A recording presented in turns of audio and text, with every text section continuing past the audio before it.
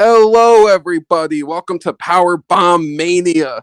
I am one of your hosts, Daniel, joined by my other two hosts, It's Berman. Chris again. and we It's have a special guest. This is my good friend Cole. Say what's happening. what's happening, y'all. All right. So we all watched WrestleMania. Chris and I both saw night one, night two. So did Berman, and then Cole saw all of night two and a very good portion of night one, and he knows all the results. He'll be adding some spins on this stuff as well. Overall, I thought this WrestleMania kicked ass. I doubted this WrestleMania quite a bit. I was not a fan of Rollins versus Paul being on the card. I was not a fan of some of these matches being on the card at all, like the showcase matches. Well, the men's showcase match as well, but a good portion of the matches I doubted delivered. And WrestleMania succeeded in being an all-time entertaining spectacle that is beyond just the wrestling. So, what do you guys think about this weekend? I think it was great. Every match was so good. I was really doubting two matches. One, I was so excited with. I was loving it. The other matches, I really didn't like. I didn't like the main event of result. The main event was pretty good. I just didn't like the result. But still, I think that was great WrestleMania for myself. This is the most overhyped thing. You guys are just doing this nostalgia bullshit. Half of these matches weren't even that good. There was like 3 good matches for each card. And that's all. Just gonna wait until we get there, dude. This is nostalgia bullshit all over again. This is not the greatest WrestleMania. This shit was mid. I'm just saying, man. And then, in my opinion, I got night two definitely overshadowed night one, in my opinion. Essentially, night two just hit way harder, got way better matches. And I'm going to go into more depth on that later. But for night one, I feel like it was just lacking. But yeah, we'll go into it later. All right. Interesting. So, without further ado, let's dive into it. Night one, honestly, was a fantastic show from start to finish, and really only had one match I disliked. So, the opener John Cena versus the champion Austin Theory for the U.S. Championship. Now, I get why some are underwhelmed. I personally was not. I thought the match was fun for what it was. I took into mind that Cena has a busy schedule and he might not have that long of a match, and I was pretty much right. The match was not that long. It went like 10 to 15 minutes. I knew it would. But you got your typical Cena moves in there, like the Cena comeback, the you can't see me 5-knuckle shuffle, the STF. You got a few other things in there. So Cena did his thing, and he looked pretty good as well, proving that he still has it, But this is the big issue. I don't have a problem with Theory winning. As a matter of fact, in my predictions, I said Theory should win. You should put the younger guy over. But I felt like he really wasn't helped by this victory.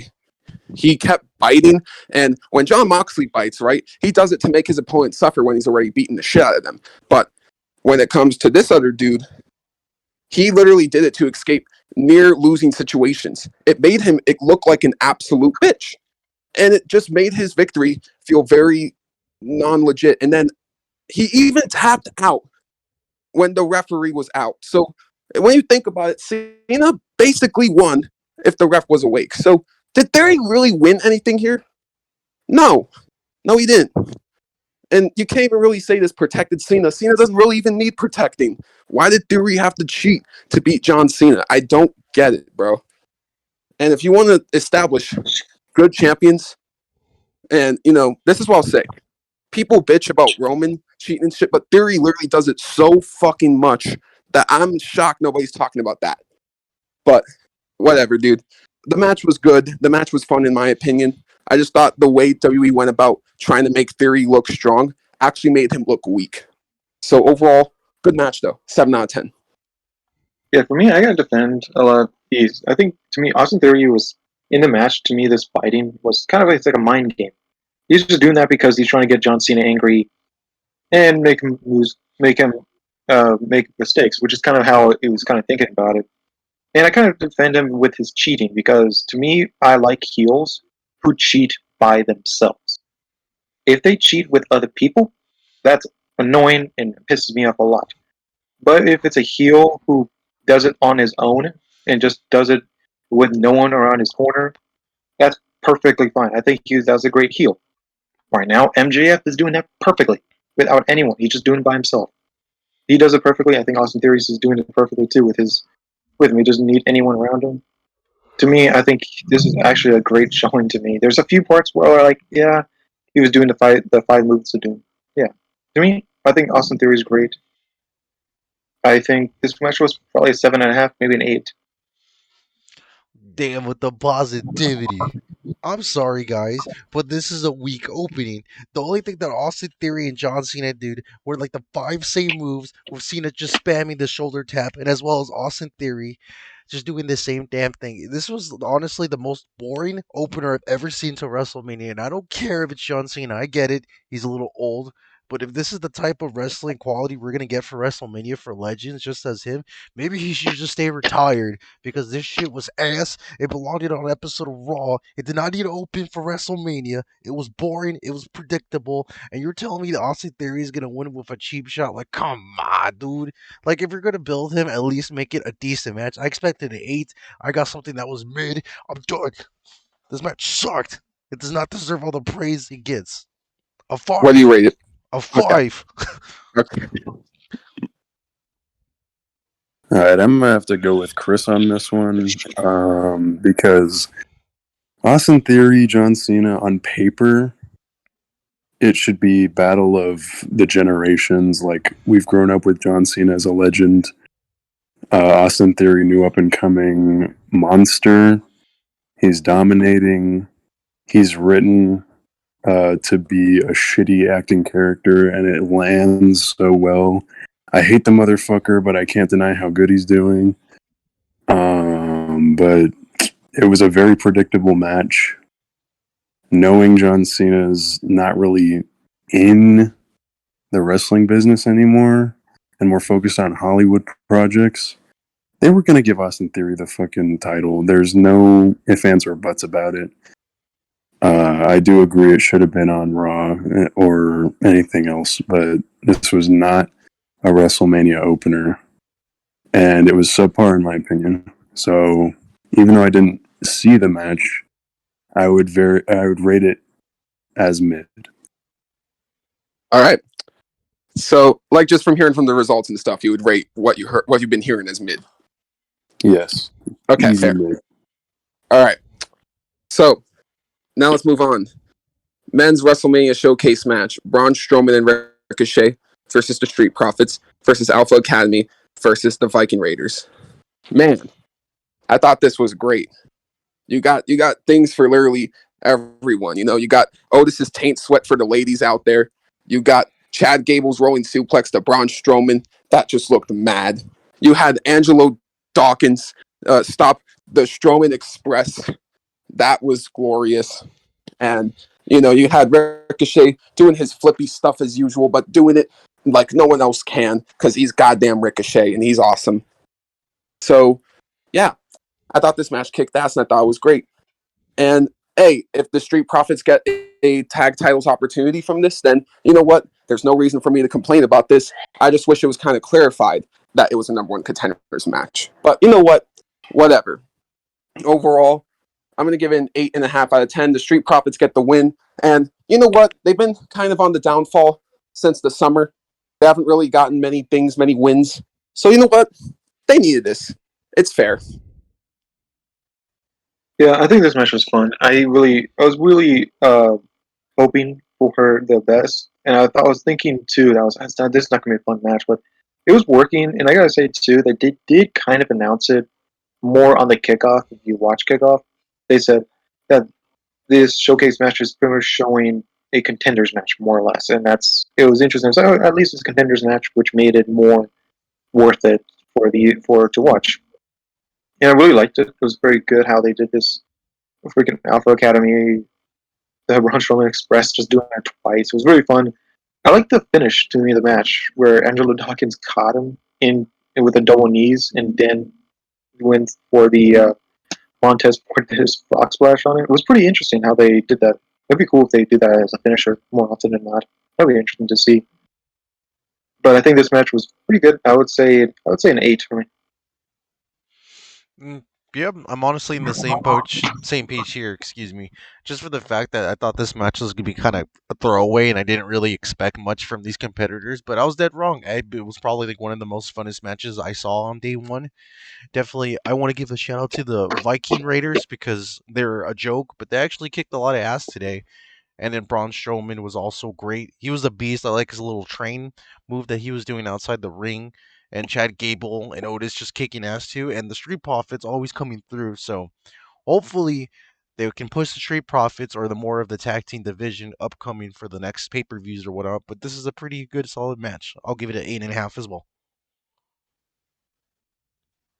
All right, A plus for Braun Strowman and A plus for Taint Sweat. Man was literally wet the whole match. A plus. Fuck yes. Glorious.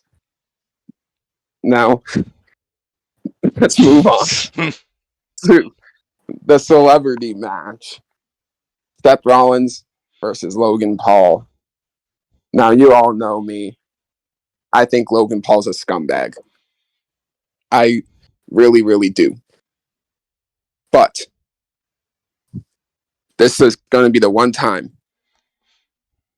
I give the dude a lot of praise because he fucking killed it.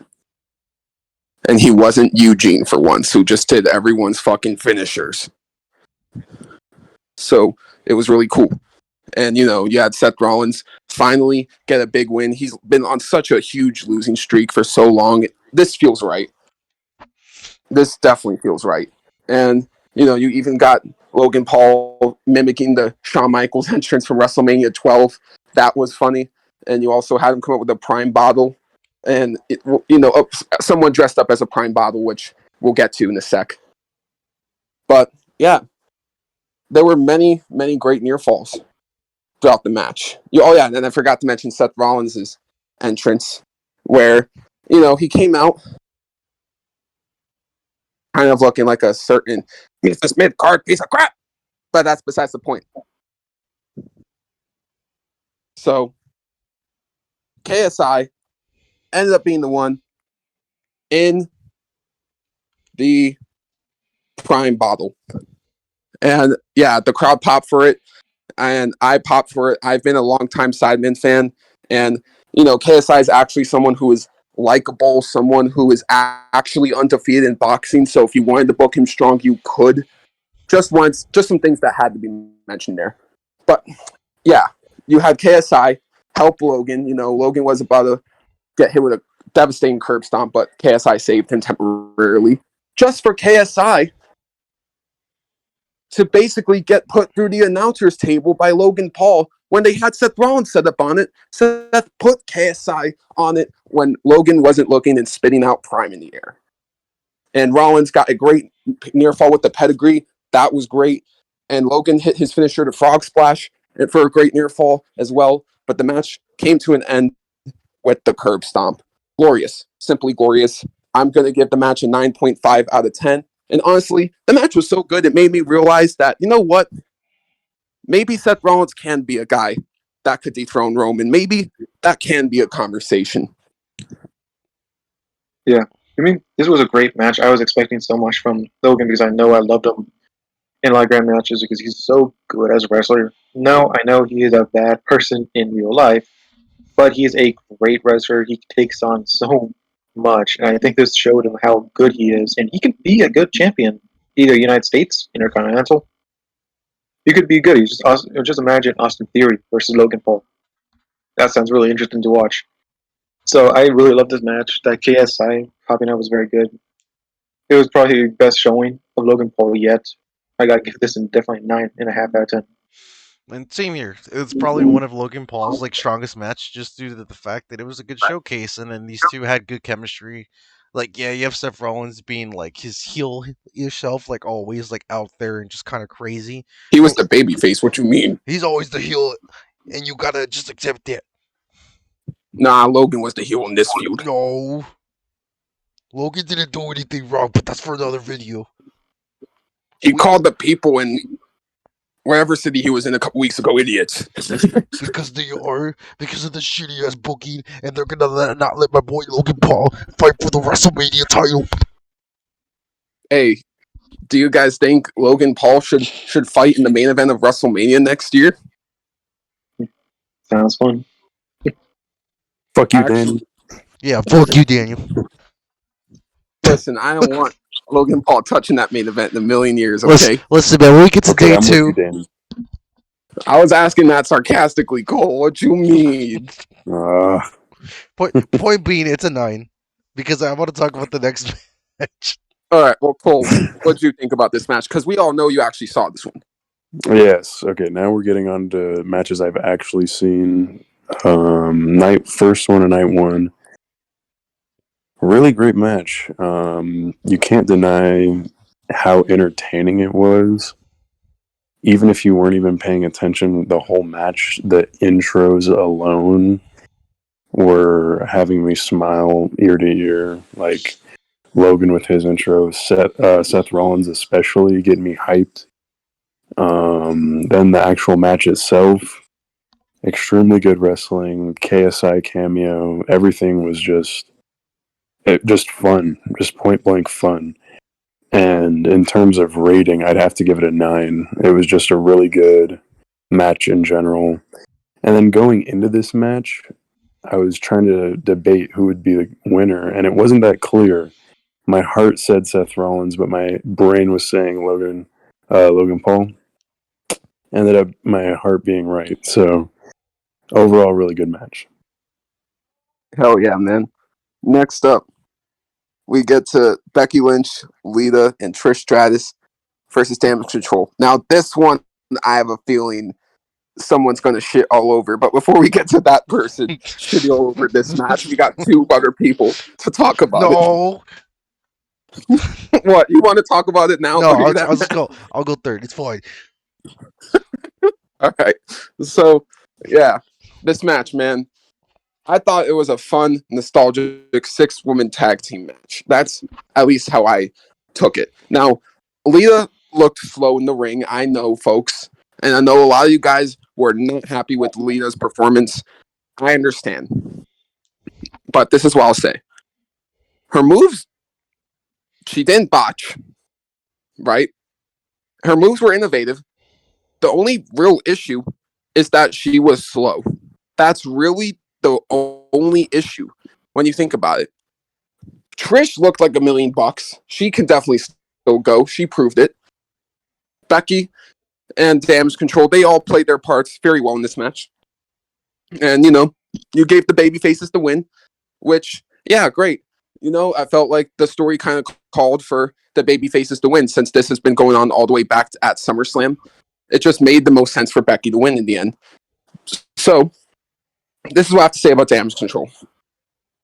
They originally came in at SummerSlam, huge debut, right? I was excited. Many people were excited because these are 3 singles competitors, Bayley, Dakota Kai, and Io Sky, who are all very talented. And we expected great things from this staple. But unfortunately, that hasn't really happened. But I can't really entirely blame creative on it either. I feel like these 3 are missing something. And I'm at that rate where I'd rather just see these 3 go back to being singles competitors rather than still being Damage Control. I kind of don't want Damage Control anymore. They're like Team Rocket from Pokemon. They always try to catch Pikachu, but they can never fucking catch him. Hey, man, you're not gonna diss them like that because they're iconic. All right, man. But whatever. I was gonna wait. So, yeah, I thought it was fun. Overall, I'm going to give it a 7 out of 10. Yeah, actually, for me, and perfectly honest, I actually want to support it with Chris because I was not feeling this match, and I actually like Damage Control, and I really feel like they should have won this match. And I really do feel for Chris because I feel like I know what he's probably going to talk about. I really was not feeling this match the whole time. To me, this was probably one of those matches I really didn't care about. I really wanted to see Control Damage win this match to just show that they can actually hang with the big competitors. But it's kind of, I think it was kind of dumb for this match, so I actually going to give this 4 because I was not feeling this match and I kind of wanted Damage Control to win. And then again, I'm sorry, dude, but if we're gonna rely on nostalgia and we're getting wrestlers from the past or whatever, make sure they're fully trained. Because sure, Lita is a legend, and I can understand why she was good at the time. But this is not a good demonstration of these type of wrestlers, just due to the fact there wasn't any botches. But half the time, it looks so trash and badly choreographed. Choreographed, god damn it! That's just the fact that half of Lita's moves were just super slow and just like, are you being serious right now? Like, this is like Damage Control, the former tag team champions that were being pushed at the height of Triple H's thing just to lose to some jobless. And I'm not afraid to say it because Lita can't wrestle right now. I'm Jobbers. sure They're jobless. the Michael Jordan, Kobe Bryant, and LeBron James of the women's wrestling. And if that's the case, they should go back to the training camp because that shit was ass. It was not watchable. It was boring. And why should Damage Control lose to people like that? Because Chris, they're legends for back then, and I understand that. But what's the point of tearing down your new talent for wannabe wrestlers? And Trish Stratus barely did anything. She was in this match for like Because they're 5 not seconds. delivering, my friend. They're not delivering the goods. It's on them. It's just a bad match. It's a waste of a space. It was just as bad as John Cena, not even worse. I'm giving this a 3. It's garbage. Boring. Trash. Mid.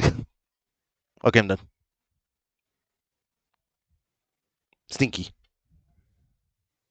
All right, Cole. What are your takes?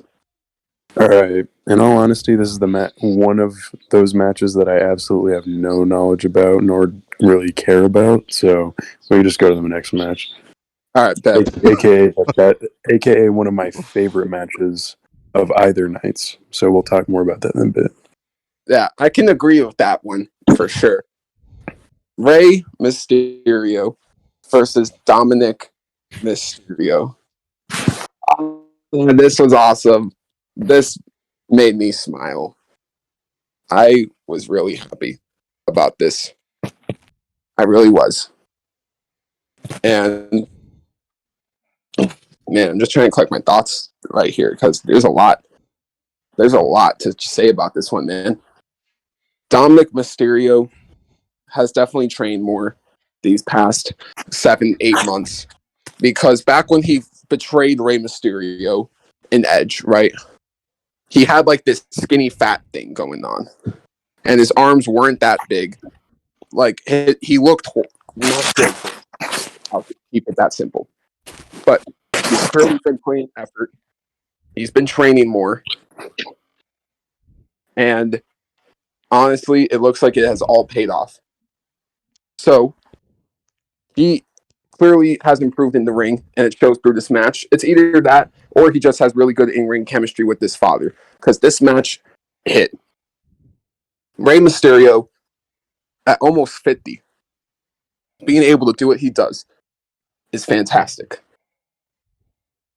And honestly, this match there was just so much fun. A lot of people were not happy with the Cinnamon Toast Crunch ad being around the ring. I get it, because a lot of people felt like it kind of took away from the serious story of the match. But do you guys fucking realize that Dominic Mysterio pulled up in a cop car when they were showing fucking Auschwitz? There's nothing to take seriously in the fucking first place. This was fun as fuck. Just take it as fun. This wasn't a crazy move match. And guess what? They didn't have to do a lot in this match because people actually cared about the story. Oh, that's why storytelling is important. So, yeah, I know you just care about moves. Shut up. Anyways, I thought this was fantastic. And Rey getting the win, like I said, that was the right decision. You couldn't induct Rey into the Hall of Fame and have him lose the next night at WrestleMania. No, that would have been bullshit. He's a legend. He deserves the respect of that. He's a top 10 of all time.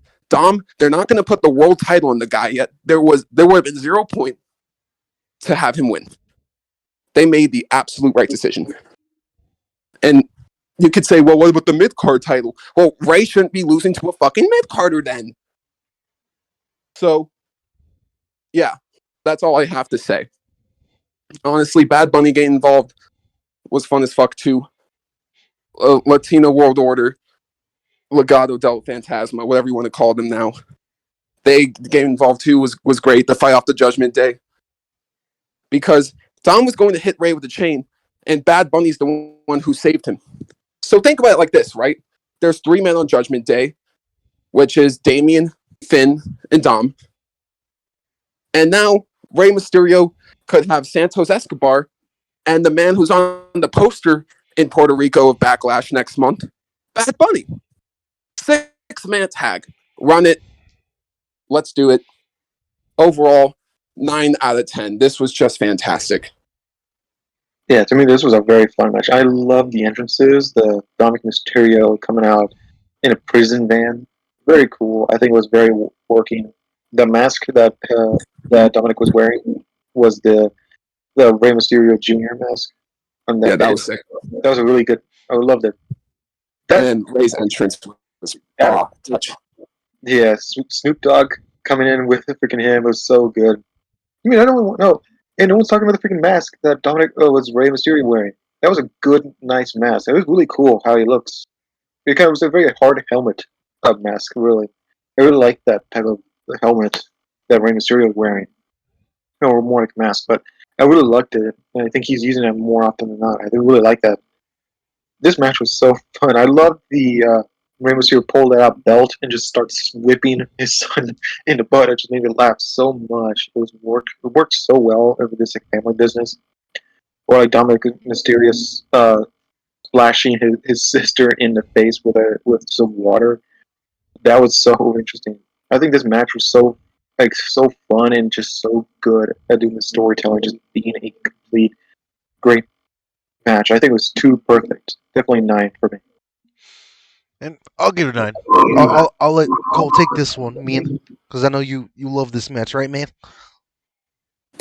Hell yeah, man. So essentially, I thought it was the perfect combination of storytelling and wrestling because this story has been brewing for ages.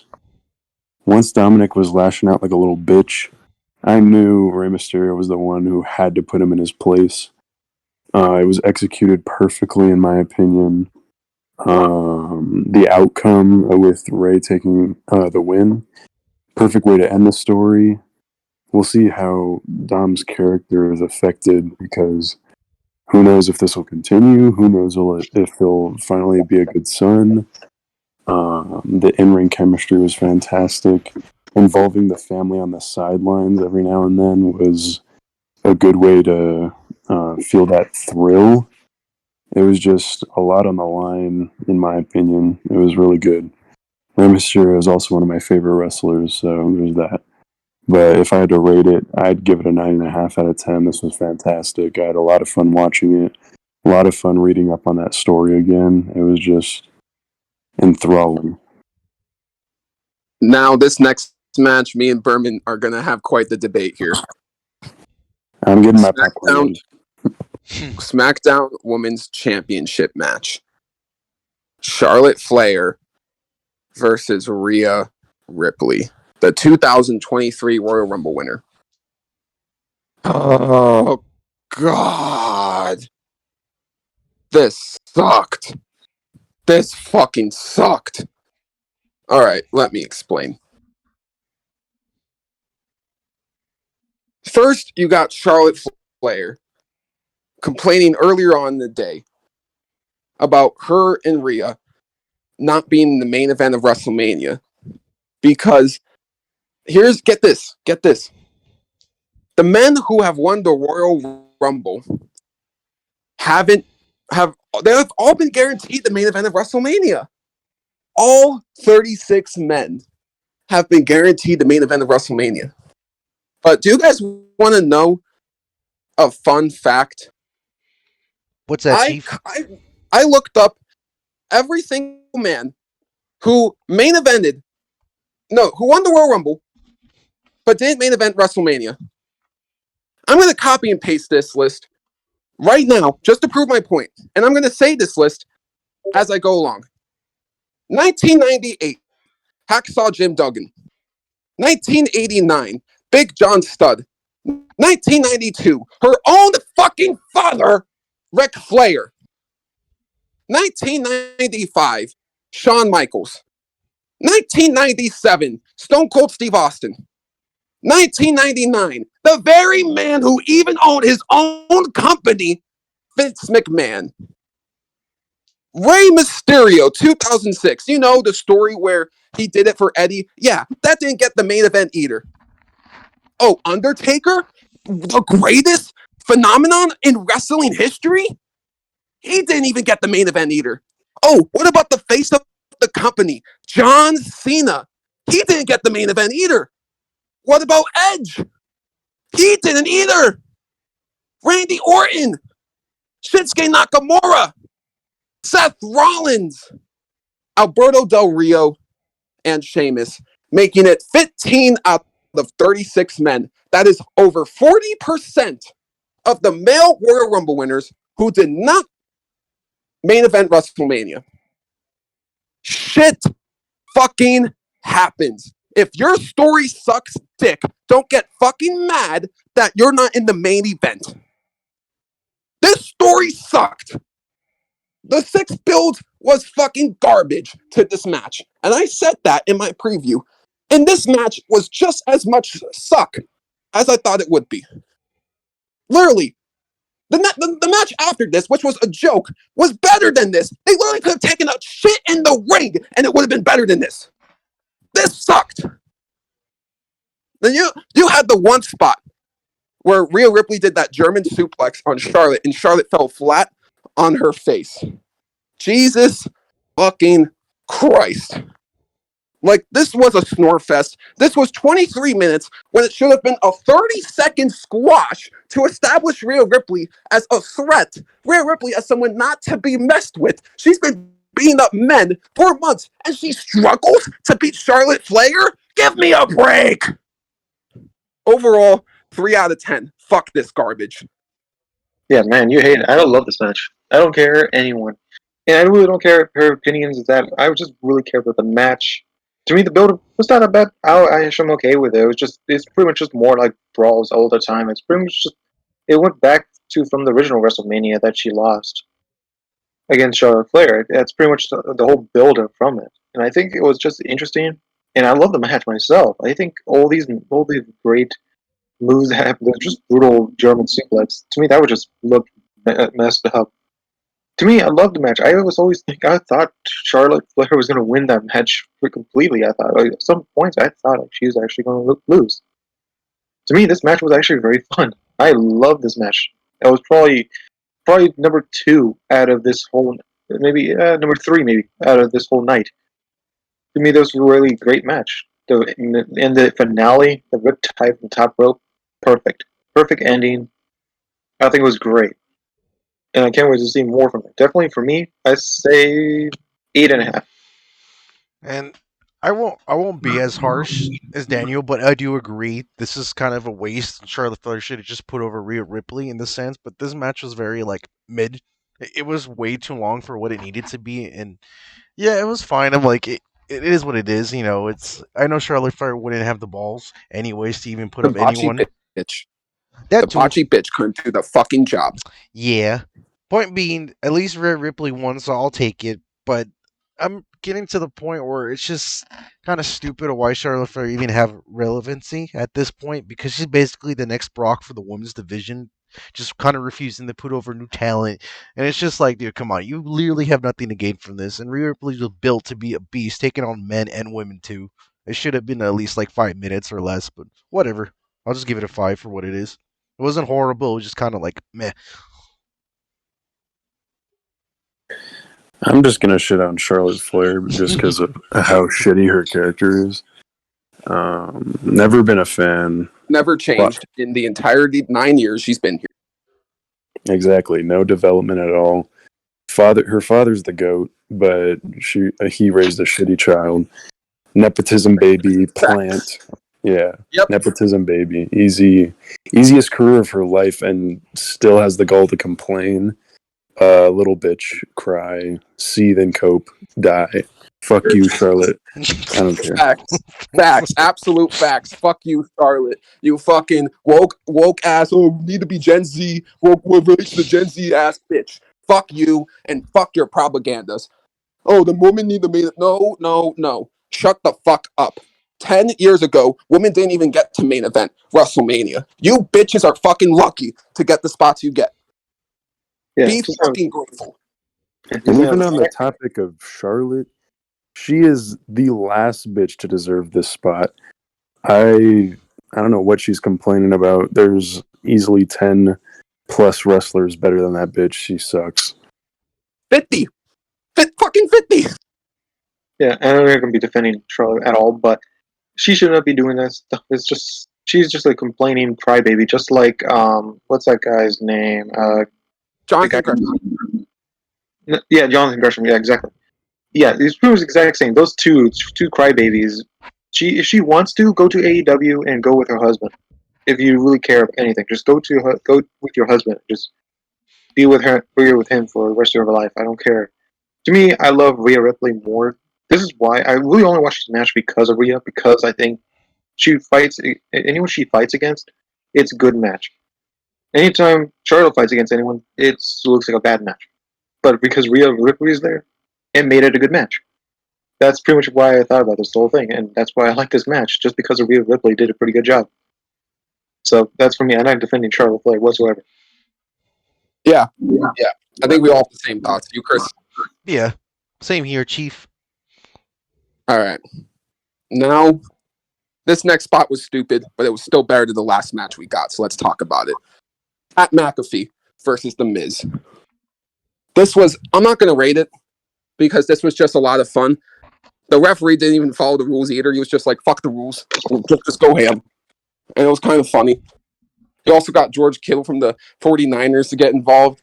And you just basically got two football players beating the shit out of The Miz. And yeah, I was entertained. Yeah, you can expect the Miz being a host of WrestleMania, he's gonna get picked on his whole entire hosting career. You can see that from that. It's so fun. It was a pretty fun match. I don't really like it. I thought this was a waste of space for the main event. It was stupid. I'm giving it a 0 out of 10. Fuck you, Daniel. You're even rating it? Yeah, that shit was ace. Fuck you, Chris. That's unfair. Yeah, literally. It's not even a match. Not even a real match. The Miz. Honestly, I could give two shits about The Miz. He had his reign over the company ages ago, and now he's just coasting by. It was really fun to see his ass get beat by just two football players. Pat McAfee, the GOAT. Ever since he joined WWE, it's just been really fun. He's such a goof. George Kittle, utilizing the area, getting a California football team in there, fucking his ass up. It was really nice. Not a 0 out of 10, Chris. Not. It's Oh, stupid, no. Cole. Yeah. It's a stupid ass spot. Nah, The main dude. event was I would perfect. rather watch that match 10 times over than the Charlotte match, fucker. Facts. Yeah, this is the thing always that makes me laugh when Pat McAfee comes out is Michael Cole. Michael Cole is the funniest motherfucker talking about with Pat McAfee. He's like those two are so best friends that he just goes freaking hype as all hell, just yelling about Pat McAfee. I love the relationship with Pat McAfee and Michael Cole. Those two are the funniest people together. I love them in this match too. Michael Cole has honestly become so much more tolerable ever since Vince McMahon stopped like screaming in his ear every week. Oh, tell the people about Peacock. Subscribe to Peacock, $4.99. Just shit like that. So, yeah, now let's move on to the main event. Undisputed WWE Tag Team Championship match. The Usos versus Kevin Owens and Sami Zayn. Well, If you guys been following this channel since day one, I have been a massive, massive Sami Zayn fan.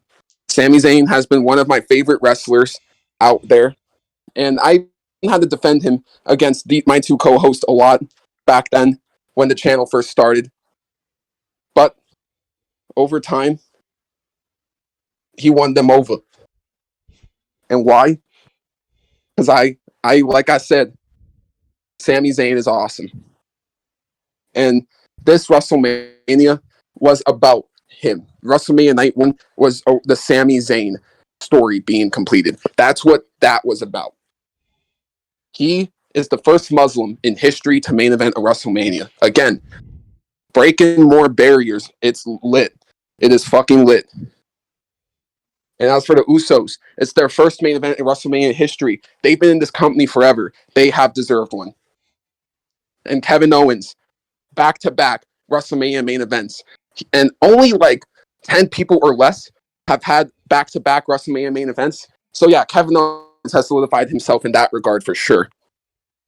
So, the match itself had me on the edge of my seat from start to finish. Just near fall after near fall and all these crazy ass spots, and it was crazy. And all you bitches out there complaining about the Usos doing super kicks, shut the fuck up.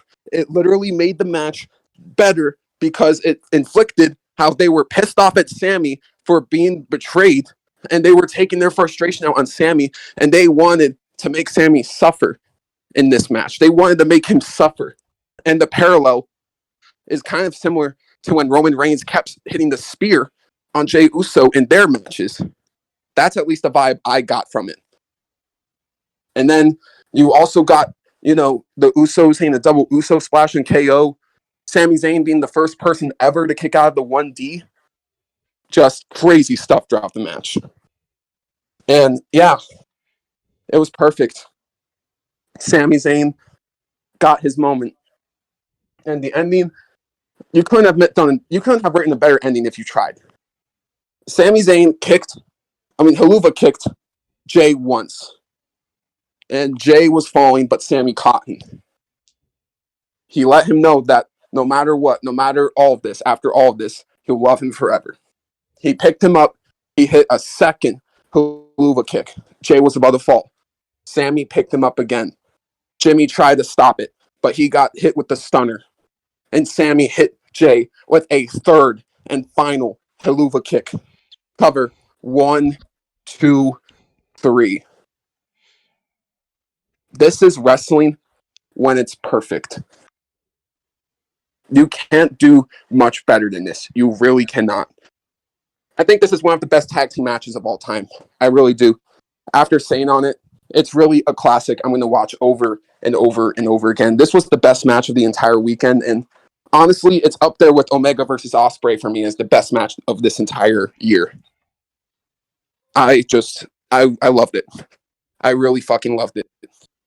And I was so damn happy for Sami Zayn to the point where whenever him and Kevin did win, I had genuine tears of happiness for it.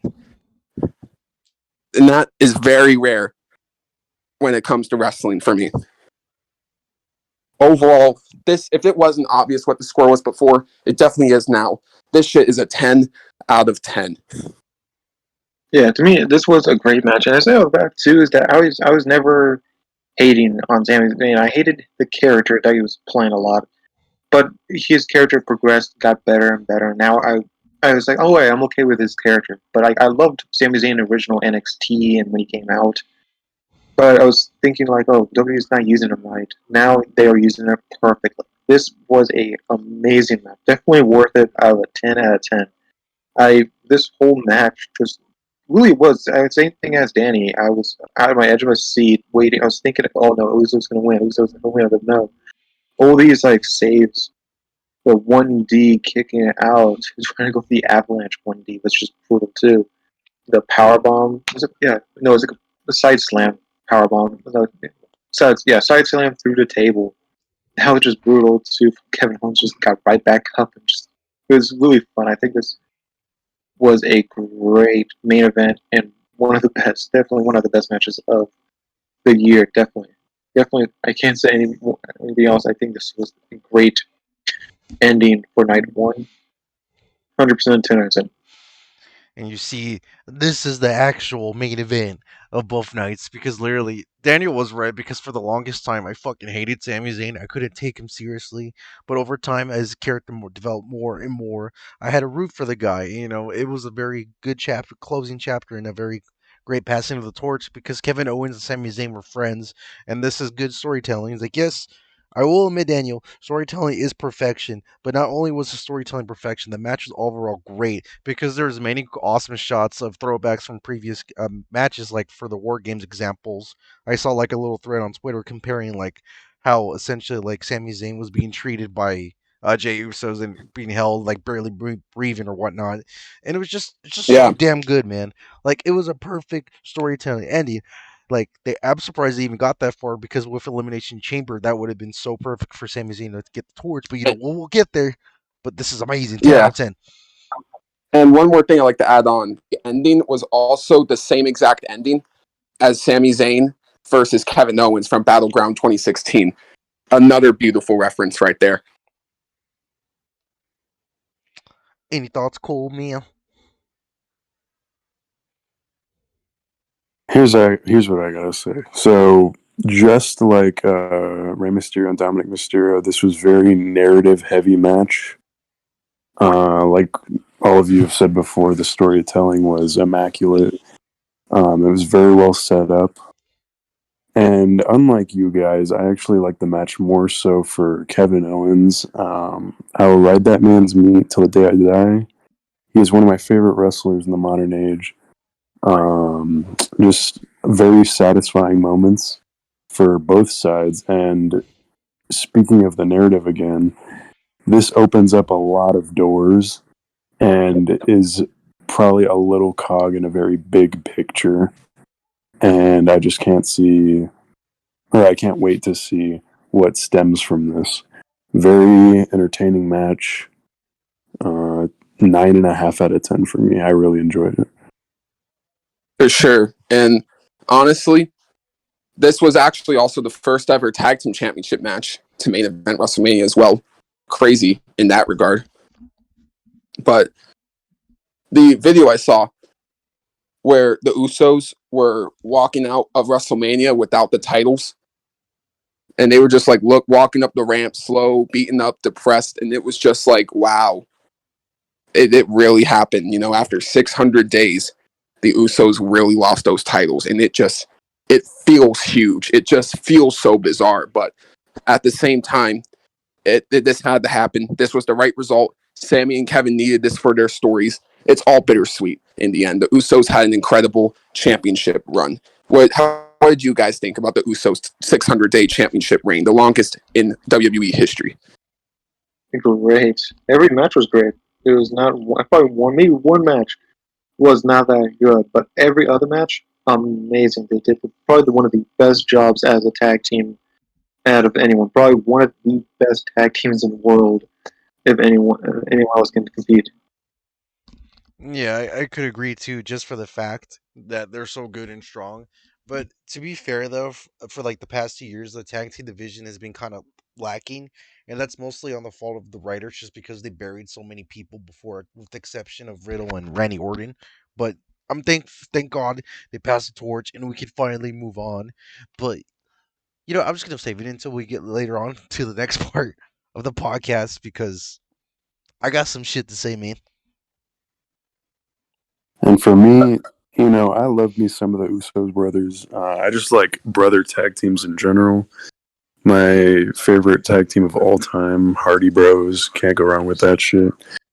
It just has a special place in my heart. And the Usos fucking delivered amazing.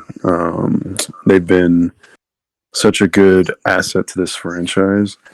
And they've just been hitting it point by point by point. Honestly, rarely disappointing me.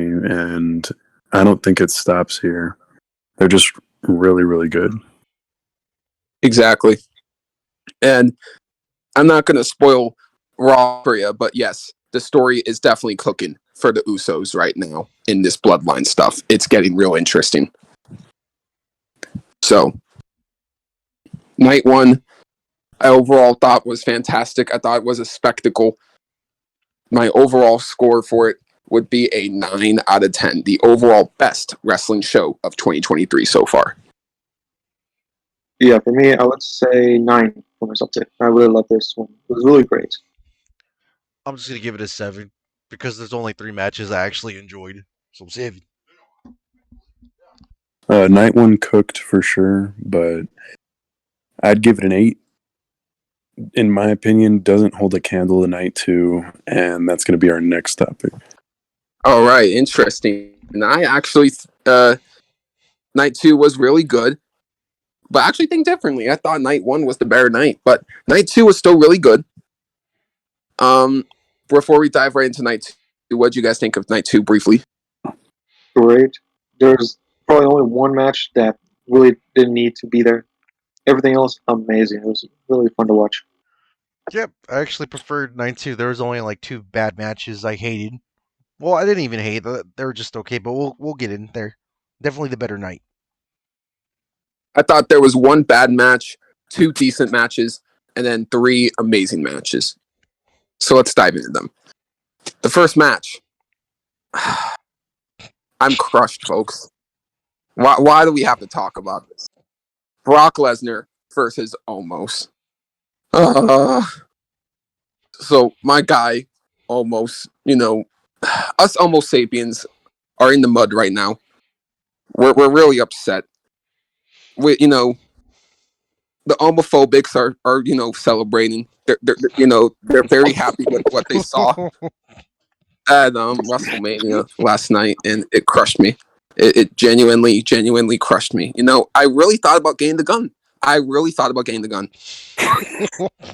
So yeah, I'm just really fucking livid. Like, of course, Brock has to bury another black man. He did it with Kofi. He did it with Biggie.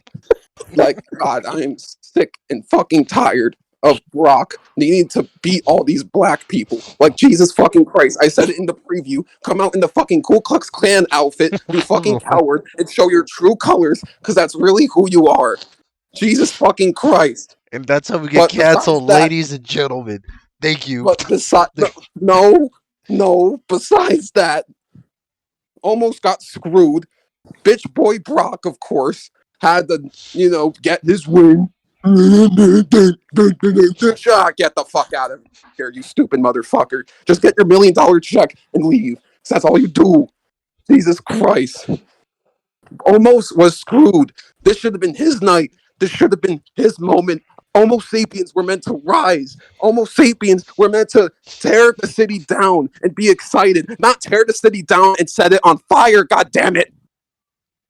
So let me grab me. Let me gather my composure right here. The match was decent. You had almost look strong in defeat. It was less than 5 minutes. A nice quick match to kick off WrestleMania. Overall, 6.5 out of 10. Yeah, I don't know.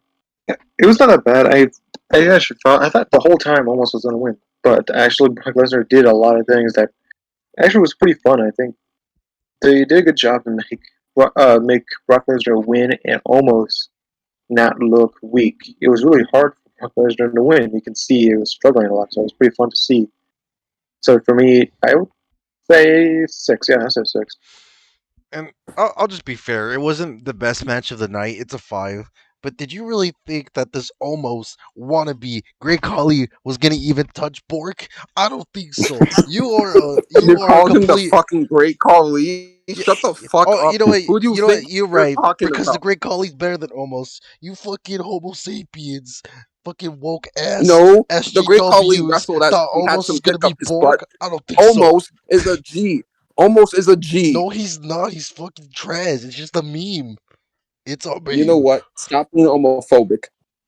You know what? It's okay to be homophobic because did you really think that almost is gonna be Bork? Get the fuck out of here. He doesn't You lose know the what? trash. You know what? Of course, this trash ass company would have the fucking Bork laser win. Fuck him. The whole crowd was with Bork. No one likes almost. He's stupid. You know what? You're stupid. And he's stinky, and he can't wrestle. You're stinky. Why are you saying he's stinky? Do you want to clarify that, sir? That's messed up. Because he's sweaty. He can barely fight for like 3 minutes without fucking puffing and puffing. Boy sounds like Darby Allin during his promos, man. Like, calm down. You know Okay, what? I'm done. You need to read the Bible and become an Homo sapien. Chris, I'm not Chris. God damn it! You got me so mad. I'm saying the wrong names. All right, Cole. What is your opinion on this? All right, listen, I'm not homophobic, but man, almost did fucking dog shit in that match, bro. You cannot lie, bro. You cannot lie. What? Okay, Danny, hear me out, bro. I walked in on that match halfway through, called Brock was gonna win, and I was fucking right. You cannot argue with me. How's he's racist? No, shut the fuck up, Danny. You are in the wrong. No. Yes, you Homo are. sapien. Dude, no. Fucking shut the fuck up. Almost got dogged. There's no ifs, ands, or buts about it. Dude, why did he have to? Why did he have to? Okay, listen. He could have been the one to beat Roman. He's fucking squandered it. Danny, you're on fucking crack. No, I'm on almost. No, Almost is dog you're shit. a homosexual. That's what you are, Daniel. You're homosexual. You want to pound his ass. No, I'm just homosexual. There's a difference. Go suck his cock, Danny. No, that's not what being homosexual is about. Why you gotta do me like this? You're already writing him right now. Oh, we all know you love you some homos, but you need to take it a step farther. Just go see him in person. Ride that schmeat of his. Listen, I ain't trying to go. No, I ain't trying to do all that. No, Guys, I thought you were it's confirmed. Danny's getting his back blown out by homos. No, you guys are taking all these things out of context. I am homosexual, but it doesn't mean I want to fuck homos. That doesn't mean I want to fuck homos. That just means I'm based. Nah, y'all fucking will take about this same amount of time it took Brock Lesnar to beat his huge ass. Oh, come on, dog. He is not good with his endurance. He needs to train. He needs to get his ass in the gym. I don't like this. I don't like this. You need to face reality, bitch. It is true. I'm gonna rewrite my rating right now. Actually, sorry, because now I want to see what's his reaction to this whole thing right now. I'm changing to freaking 3. Actually, seriously, Dog. almost sucked in that match. Berman, I thought we were friends. No. I wanted to see your reaction because I really almost sucked in the ring. Always, he's a great colleague. It's just the same thing, dude. He cannot do anything good. Guys, I used to think that way, but then I woke up. He's number one, the worst big guy in WWE. I woke up. You come on. You guys need to see reality. Almost is the next big thing. No, okay, Danny. I'll give him some credit. Us two as some big men, we're both the biggest guys in this chat, no doubt about it. We can relate to this bitch, but no chance in hell he was gonna beat the beast, Brock Lesnar. Absolutely no fucking way. Listen, Brock needs to lose sometimes. No. I'll agree with you on that. But Omos was not that guy, and you can agree with me, can you not? Fine. I'm still homosexual. Next match. Pause.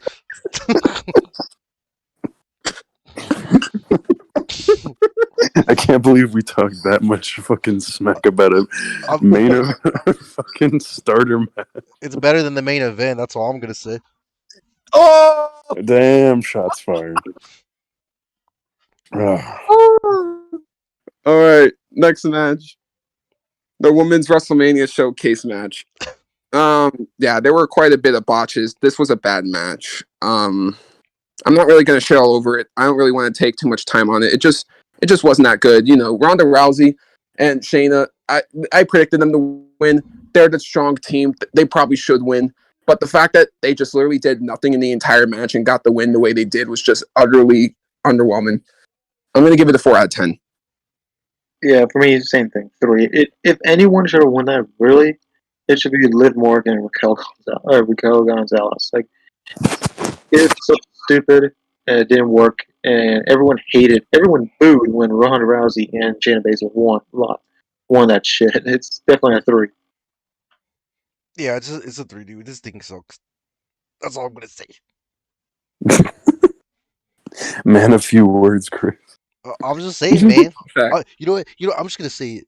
The women's tag team matches have been trash for No. both nights. I'm not afraid to say it. They shouldn't even be in WrestleMania. Why is this even allowed? This is woke propaganda. We got a hot take from Chris. It should have just been men only. Okay, to preface this shit, All right. And y'all calling me gay? You want to see only men wrestle? That's bro, how do you not want to see them with their cocks out, Danny? You're like almost already like that. Pause. Pause. Okay, it's every guy's dream. We all know it, Danny. Almost is every guy's dream. I know. Okay, you're tripping. You just like dark chocolate. No. Okay, hold on. No, wait. That makes me sound racist. Run it back.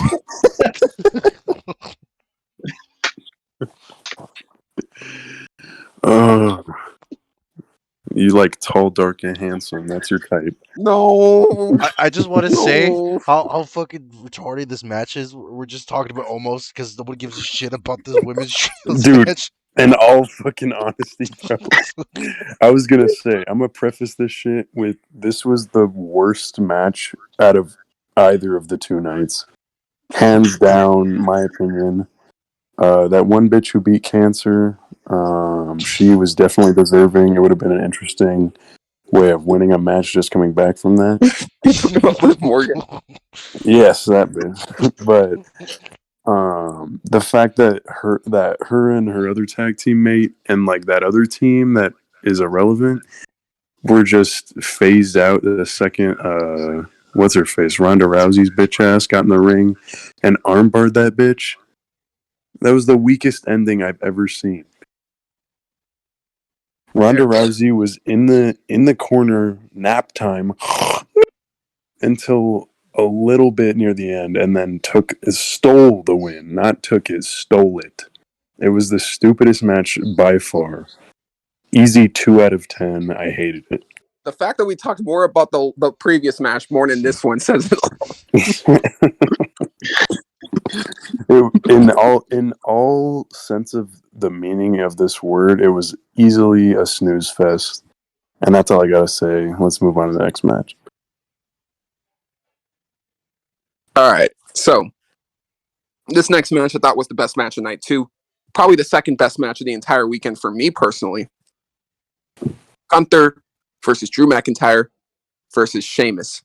Triple threat for the Intercontinental Championship. This was hard hitting. This was gritty. This was brutal. All three men got to look great in the ring. But Gunther proved his dominance and he looked like a beast. And I personally thought Gunther was going to lose so he can go on and fight for the world title. But I guess they're going to have him beat Honky Tonk's record and have him go past SummerSlam with the IC title. So he breaks that record, becomes the longest Intercontinental Champion ever. So for whenever he does lose the IC title, he'll be right up in the main event, easy cheesy. Just like Randy Orton was, you know, how he was the longest reigning Intercontinental Champion ever back in 2004, and then he got a world title match the month after. So that could very likely see that be the path for Gunther. He could probably be the man who fights Cody at Clash of the Castle or something. I could see it. So overall, I fucking love this match. It's almost a 10 out of 10. Very, very close, but I'm going to give it a 9.5. I wanted Sheamus to win, but you know what? Having Gunther retain was definitely not a wrong decision at all either.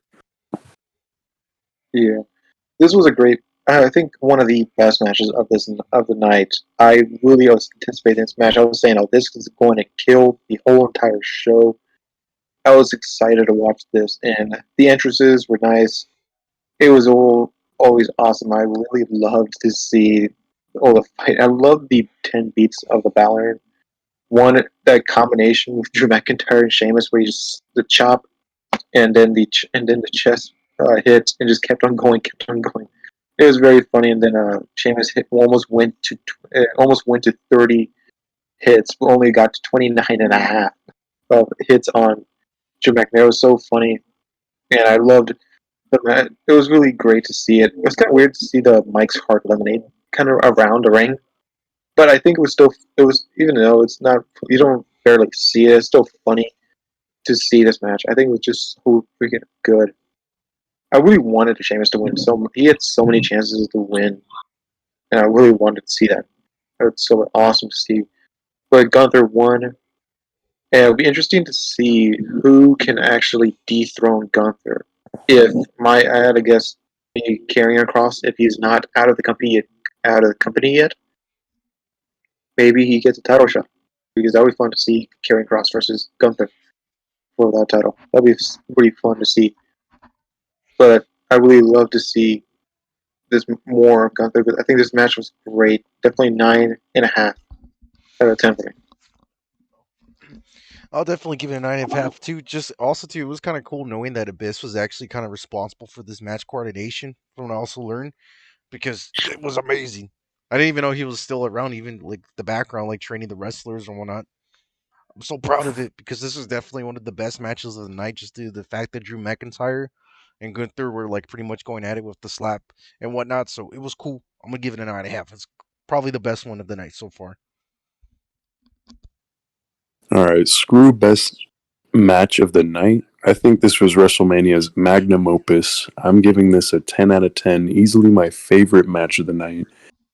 Intercontinental Champion Gunther, who I have yet to see a match in. This is my introduction to him. I really wanted Drew McIntyre to win. In all honesty, Sheamus can go suck a fat one. I was not expecting him to win at all, but he has really fallen off, and Drew McIntyre just put in the work, man. Slaps going all around.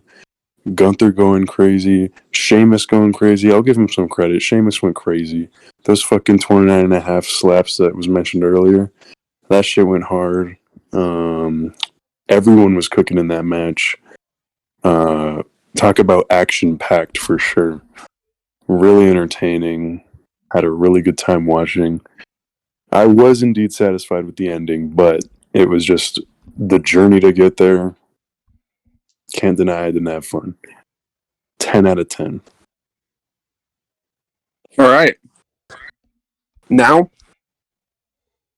we get to the Raw Women's Championship match. Berman, you are probably not happy with the result, huh? Yeah, I'm not. Fair enough. Fair enough. What about you, Chris, and what about you, Cole? I'm okay with it for what it is. I didn't think Bianca was gonna drop it, but she should have. But whatever. I guess I gotta build up Asuka a little more. Nah, I was rooting for Bianca Belair from the beginning. Queen. That's all I gotta say. Yeah. Asuka's fallen off. Bianca Belair is on top, no doubt about it. Fair. The one thing we gotta mention,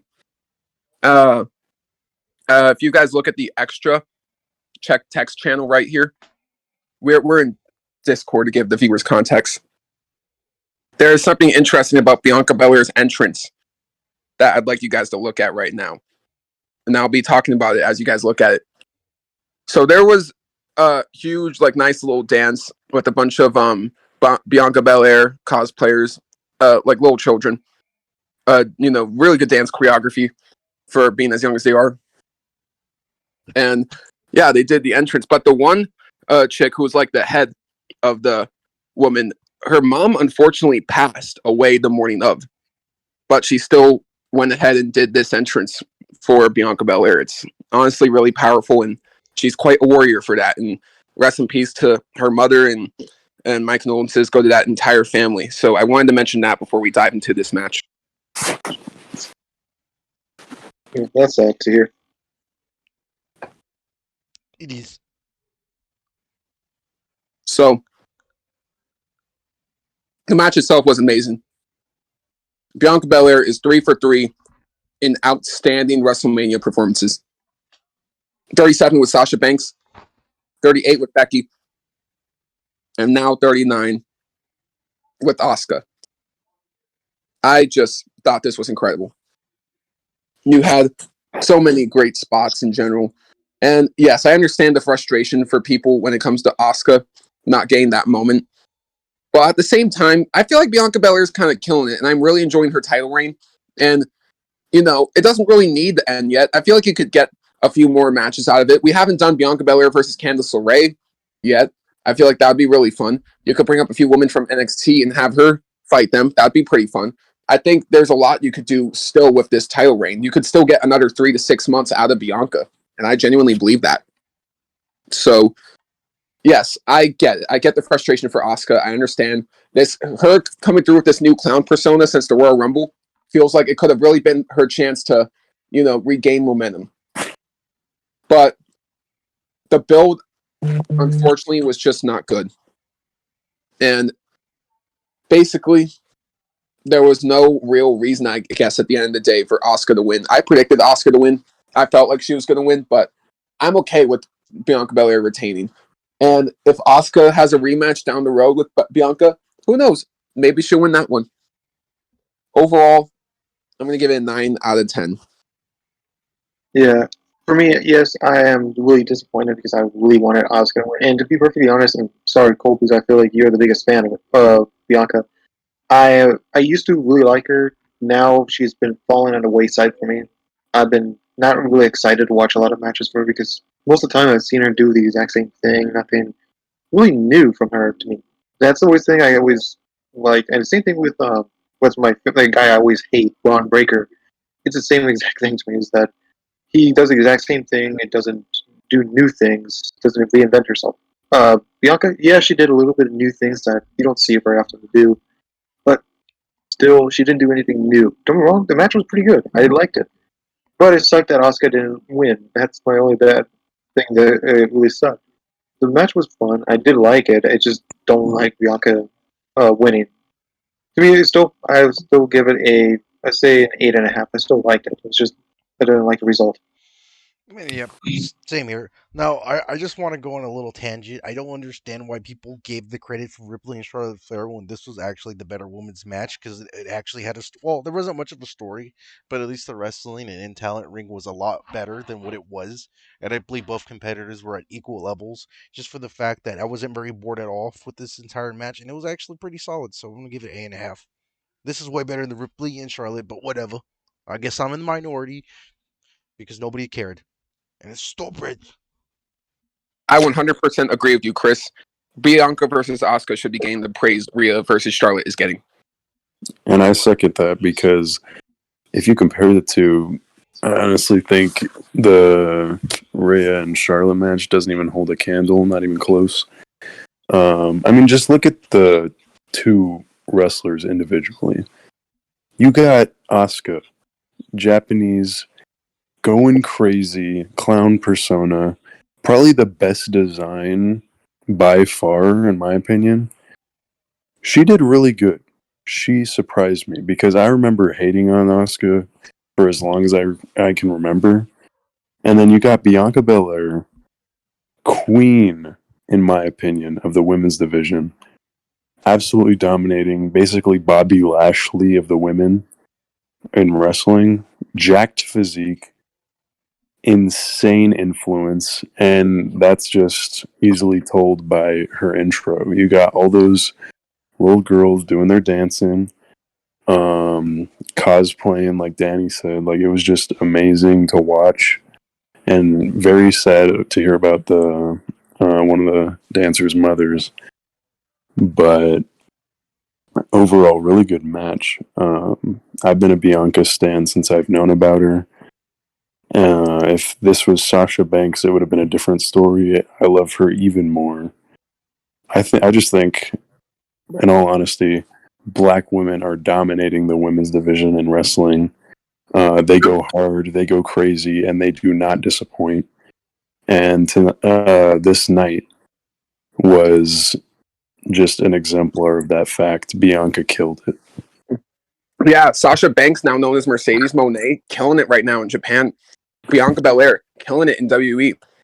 Naomi, she was amazing in WWE, and she's going to go on and do great things as well. Athena, who used to be known as Ember Moon, is now the Ring of Honor Women's Champion. She's doing great things for that brand, too. What So about that's a Jade fact. Cargill? I feel like a lot of black women wrestlers don't really get the credit. Yeah, okay, we won't talk about Jade Cargill, but the four that we just mentioned are absolutely fantastic. And there are a lot more talented black women's wrestlers out there than just the four we've mentioned. Honestly, yeah, they're probably the best out there alongside Japanese wrestlers, in my personal opinion. Yeah, that's a good observation. And just to end it off, 9 out of 10 rating. Extremely well done. So, this next match kicked ass. Oh, before we get to the next match, I just almost forgot it. The Miz had to come out and get his ass kicked again. And this time it was really funny because it kind of felt like the random crap we saw last year with like Vince and Pat and Stone Cold. Like it just felt like a simulation. I was just watching with my eyes. Like I was like, what the fuck is going on? Right as I was like watching this shit.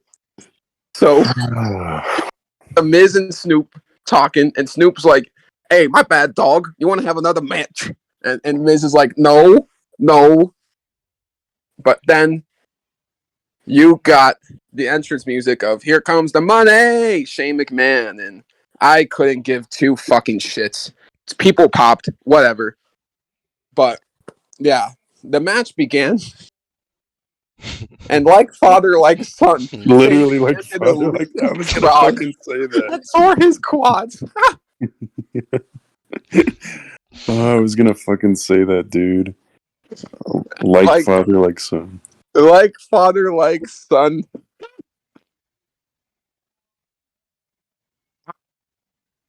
Imagine going out into the ring, not being thought about for ages, and then absolutely destroying your body. This dude was gone for over a year, and the bell rings. Ding ding ding. Leapfrog. Oh, my legs. My legs. And then you could see the ref telling Snoop, like you could tell that they're pulling an audible right here, because then Snoop does these two punches on the Miz. And then he says, hold up, player. We ain't doing it like that. I'm going to wrestle you right now. And then basically, he did a crip walk in people's elbow. And it was the best looking people's elbow I've ever seen in my life. And yeah, Snoop Dogg got the pinfall victory to a massive pop. I even popped at home. I thought it was fucking awesome. This was fun. You don't need a bunch of matches. You can have fun, and this is a perfect example of it. This felt unreal, and I loved it. I fucking loved it so much. It was fun. It was really funny to me that Snoop Dogg just punched him twice, and then the freaking cripping people's elbow. It was just pretty funny. I was not expecting to see. Well, actually, I was expecting Snoop Dogg. I was not expecting Shane McMahon to do anything. I was expecting Snoop Dogg to wrestle, not Shane. But it was very funny. I think it was just a nice interlude to the next match. Same. We did what we can. Let's move out.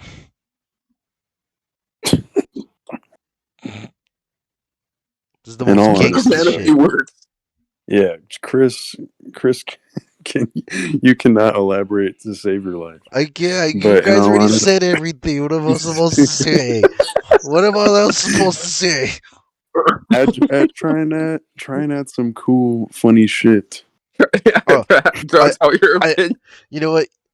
I hate Snoop Dogg because he's supposed to be an AEW guy, and nothing's ever going to beat that splash dive. And how dare he become a sellout and actually try to wrestle during WrestleMania? He doesn't deserve that title. That shit should go. That's gold. That should go to Fuego That's what I like. 2. What happened to Fuego That's what I like to 2? hear. This is But what I mean, to be the Miz and to just get mollywopped by Snoop Dogg, crip walked, and then people's elbowed on, that's just legendary, man. Especially for Snoop Dogg not knowing shit about what to do in the ring, running to the ropes, immediately stopping all of his momentum, and then running to the other rope, jumping over Miz, and then people's elbowing him. That was the best shit I've ever seen. Exactly. it was amazing. Oh, Like, man. For that Chihuahua-looking motherfucker to absolutely stomp the Miz out was just one of the highlights of the night and of the whole pay-per-view. It was just really good personality.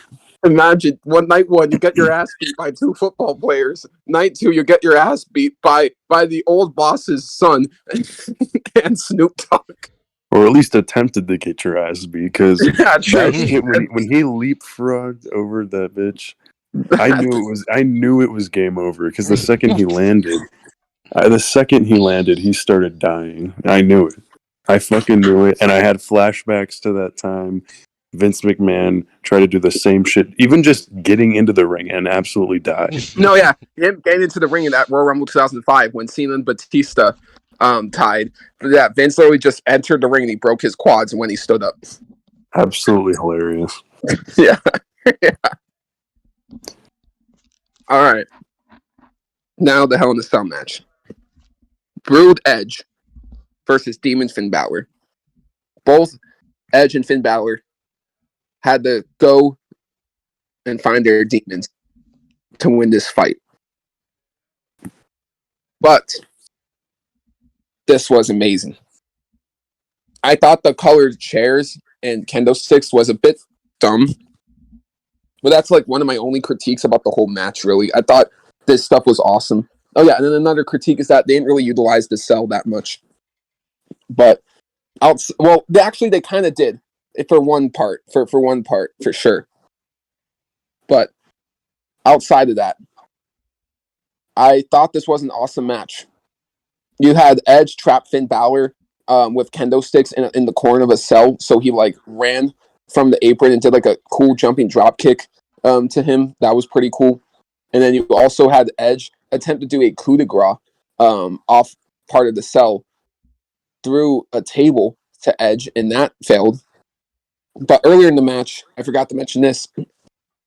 Edge threw a ladder at Finn's head, and it cut Finn wide open. And if you guys go to the extra, you can see how bad it looked. And yeah, his head literally looked like it got split wide open. And it's just brutal. But he was given something to numb the pain and continue this match. And yeah, he still put on an amazing match. A lot of people like to slander Finn Balor and say he's just a cruiserweight and he's never world champion material and he shouldn't be a main event player. You guys look like idiots after this match. Finn Balor is a main event player. Finn Balor is awesome. Both guys had amazing entrances.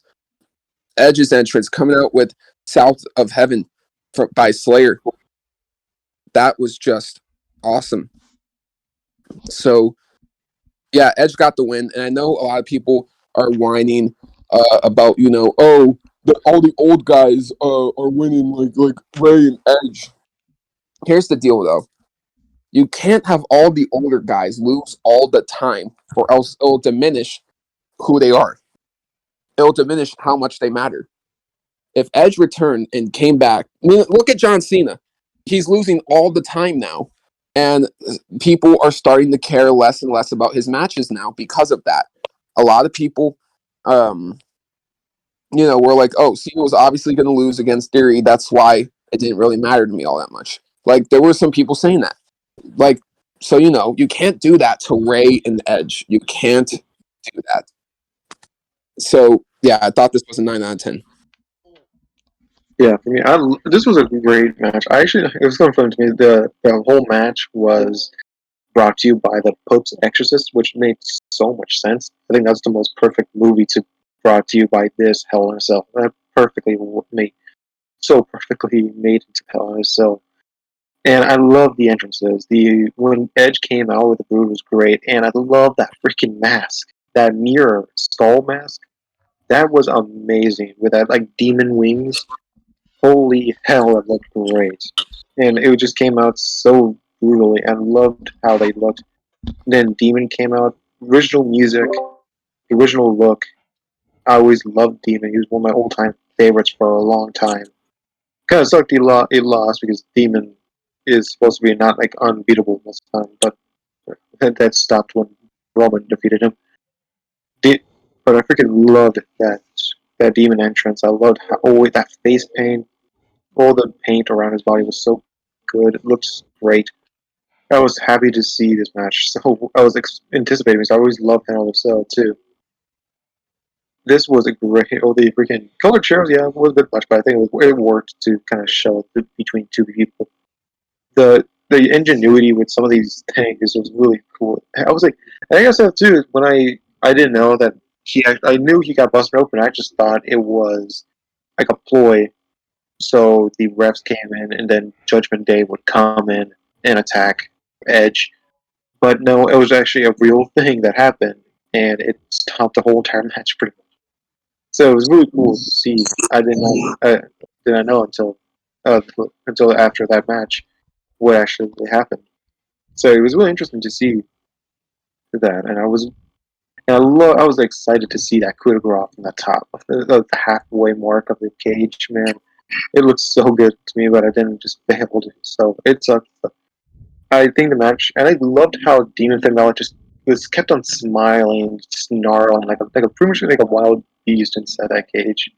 I always loved it's kind of like the Fiend, the Wyatt, kind of like the actions between those two are very similar.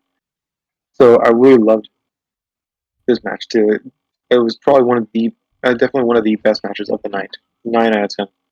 And I'm with you too, Berman, because I love the detail that they give Finn Balor for just eating most of the weapon shots was just insane. If he's just taking hit after hit, this is like peak Brock when he first came in because it was such a good demonstration of how you do nostalgia correctly.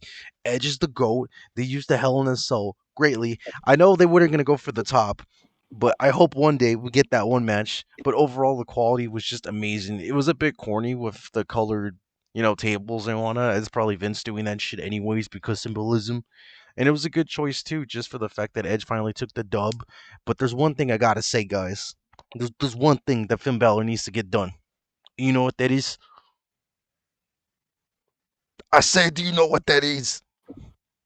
What? He needs to get that cameraman that screwed him over like 5 months ago because we need storytelling booking right there. Because I That bet was a year and a half ago. Okay, that was a year and a half ago. Point being, I want to know who that man is. I'm gonna give this match a 9 because this shit was fun and Edge can still do it, and I can't wait to see his finale match when he goes against Christian Cage. I'm calling it right now. And also too, we forgot to talk about Bobby. Just like our WrestleMania forgot about Bobby Ashley. We did. We did. So And yeah. We're gonna finish talking about this match, then we'll get to Bobby. Okay. But that's it. I'm gonna give it a 9. Yeah, I agree. I mean, talk about vibe and atmosphere. This match alone created something unique that the first night was just lacking, in my opinion. The nod to Brood Edge in the intro, that was absolute fire. His mask, like Berman said, really cool touch right there with the wings as well.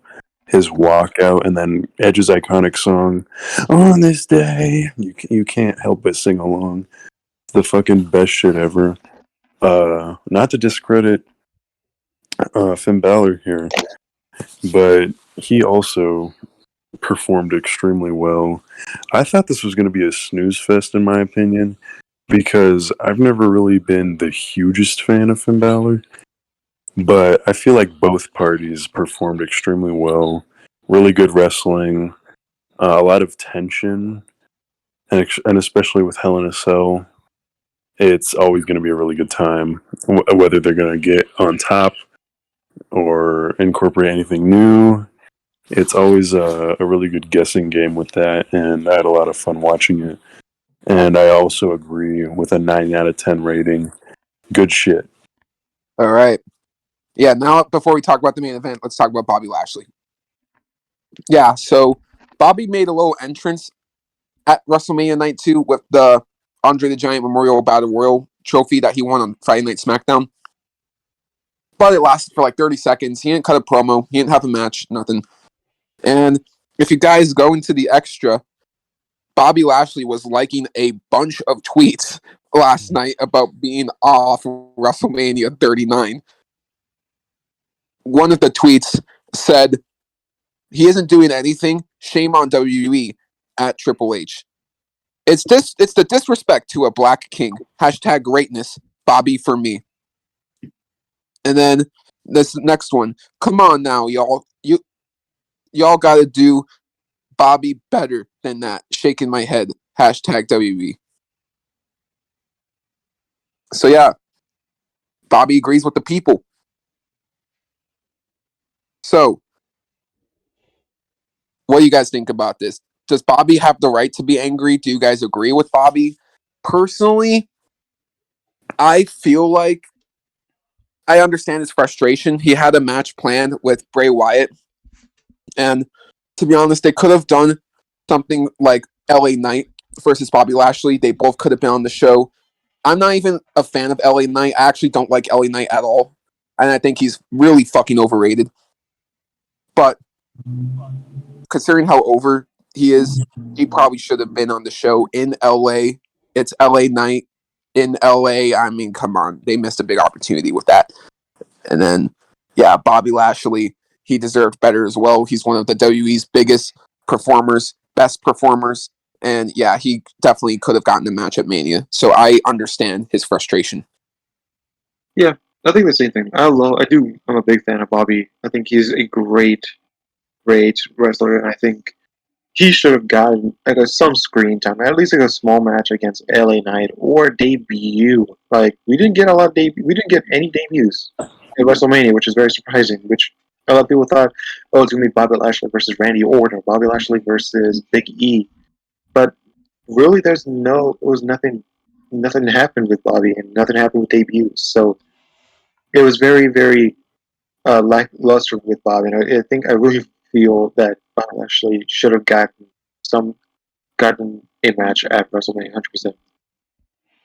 Indeed, because they did him so dirty. Like, how are you gonna build up Brock? Because I know they couldn't do it with Bray supposedly being injured or whatnot, but you could at least had something. You could agree in the Shane McMahon match, or hell, you know what? They could have added the match honestly, but there were so many goddamn commercials for night 2. It was ridiculous. Like, it was even worse than night 1 too. So that's just a stupid excuse to make more money. But whatever. I'm gonna leave it at that. Cash grabbing for sure, huh, Chris? But Bobby Lashley has been that boy. I've been intrigued in him since the infancy. I love this guy, big black guy. What can go wrong, man? Muscles that can just snap you in half. Dude, that sounds kind of gay, man. Remember. See, I shouldn't be bullied for being homosexual. Danny is the only one into dark chocolate. We've been over this. He's homosexual. I mean, I am homosexual, but I don't like dark chocolate men. And he's Bobby sexual too. Yeah, I'm Lashley sexual. I can respect. That's more respectable than being an almost fan. So I'll take it. Exactly. I don't like being shit on like this. Let's just move on to the main event. Okay, main takeaway. Me and Danny are both into black men. Okay. No. 10 out of 10. All right. Undisputed WWE Universal Championship match. It's gonna be so fun. I'm gonna have to close my door. I'm about to get fucking heated right now. Well, yeah, we're gonna warn you guys. It's gonna get real heated. I am very passionate about this bloodline story. So I personally believe the right man won once again in the main event of WrestleMania. And I'm right there with you, Danny. If Chris is going to get anywhere near heated as last night, y'all need to prepare yourself. I'm ready to smash. And I'd be with Chris for this. So, all right. Now, I feel like we're gonna be talking more about the result than the actual match, huh? That's fine. Can we just do that? Because this match was not even that good. This Well, match wasn't all even right. that good. I'll just say this. We'll talk about the match briefly because I have very few things to say about the match before we get to the result. The match itself was decent. I feel like it was kind of boring, especially for the first half, and then it got picking up pretty well in the last 10 minutes. The last 10 minutes were actually really damn good. And I don't know. I feel like the only way these two would probably have a kick-ass match for me personally is if there was some kind of stipulation behind it. I don't know. I feel like their styles aren't really the best together, but that's just my opinion. Overall, I'd give it a 6.5 out of 10. Yeah, for me, I take it. I liked the match. It was fun, and I'm unhappy with the results. And we will talk about that in a little bit. I'd probably take it for a 7 because I did like the match. It was not that bad for me. It's a 7. It's a Plain 7. as day. Simple ass review. We don't care about the match, dude. We care about the result. That's all that matters. Oh my god. It's a 7. It's a 7. It's a 7. It's a 7. It's a 7. Jeez. I agree. So- Though. 7. Did you say 7? Okay. Yeah, I'd say 7. Right man did win though. Don't at me. No, he Yes. did. Yes, he did. No, he did. Yes, he did. Now we're gonna talk about that. So we're gonna take turns. All right. No, we're not. Roman defender. All right. Well, I gotta at least say this. Can you please let me speak without interrupting me on this one? Because I have a lot to say real quick. Fine. Okay. So I, growing up, really liked Cody Rhodes. At 14 years old, remember 2016, the draft was starting, right, Berman, right? The draft was starting in 2016, and Raw and SmackDown were about to become two separate entities. And in my mind, when that was announced, do you know what I had written down in my pad? I had this little fantasy tournament for a SmackDown World Heavyweight Championship. And it would be where Cody Rhodes won the world title honoring his father. I wrote that at 14 years old in 2016. So if you're wondering why did I change my standpoint so much on it, I'm going to explain. So I feel like let's look at Eddie Guerrero's story, right? Eddie Guerrero unfortunately passed away in 2005. They did the tribute as soon as possible in 2006 with Rey Mysterio. And I personally felt like this story honoring Dusty Rhodes is being told 6 years too late. And I understand part of it is not his fault, and part of it is definitely due to the bad booking he received. But at the same time, he never really put his foot down around that time either, unfortunately. But he did go on to prove himself in the indie scene. You know, he created AEW. He did all these great things. But there is that part of me that kind of believed that he did all this just to get back to WWE. I don't feel like he really cared about creating an alternative to WWE. I don't think that was true. Maybe it was, but I don't know. The vibe that I got, it just doesn't really seem that way. From the backstage arguments he was having with the Elite over how AEW should be ran, to how the crowds were booing him in the last few months of his entire run. Dude, like, things like the god-awful America promo, talking about Anthony Ogogo, basically having very little self-awareness. about the real issues in America at that time. And having this god awful "it's a girl" segment announcing the daughter, that the gender of his kid on AEW, a fucking wrestling show. He's announcing the gender of his kid on a fucking wrestling show. Things like this started to genuinely make me realize that if the ball was handed to Cody, and if he was the number one, he would find a way to fall. That's at least the vibe I have gotten. Now he goes to WWE. He went 3-0 with Seth Rollins. He got injured and was gone for 7 months. During those 7 months, the one doing all the hard work, all the hard babyface work was Sami Zayn. The one people started to root for was Sami Zayn. So while Sami Zayn did all this hard work, you had Cody Rhodes come back and win the Royal Rumble, not from number 1, not even from number 20. He won it at number 30. Not even have to struggle one bit. He didn't lose once leading into this. He has had zero struggle since he returned last year. He has lost 0 times since he returned last year. So if he beat Dusty Rhodes right here, that would have been it for him. Then what? Then what after that? What you really can't top that for Cody. But what you can do is you can make a long-term story out of it. You can make something important for Cody. You can make his journey mean something instead of feeling so goddamn forced like it has been. So Roman can still be dethroned by someone in the bloodline. And as a matter of fact, I have a hot fucking take I gotta say about this. If I was in charge of the pen, this is what I would cook. I've been saying it for a good 6 months. I want Roman Reigns to surpass Hulk Hogan. And if you're wondering, how the hell do we do that? How do you keep the title on him for another 16 months to get him to pass Hulk Hogan? Here is how. You build up to a SummerSlam rematch with Cody. And this time, it's not Solo who will cost Cody. It would be his very idol, Randy Orton. So Randy Orton would be taking away Cody's dream of honoring his father, making Cody ultimately lose his shit and moving on to a feud with Randy Orton, not for the title, so we can get some actual character development with Cody Rhodes.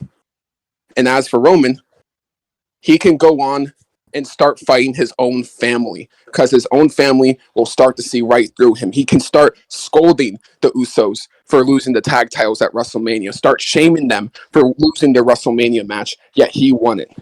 You could do a WrestleMania 40 match with The Rock where Roman wins and certifies himself as one of the best wrestlers ever. And then you can go to SummerSlam 2024 with an Jey Uso who has been built up, who would basically be in a personal rivalry with his brother over time because his brother has been under the influence of Roman. So Jey would have to fight for Jimmy to wake up.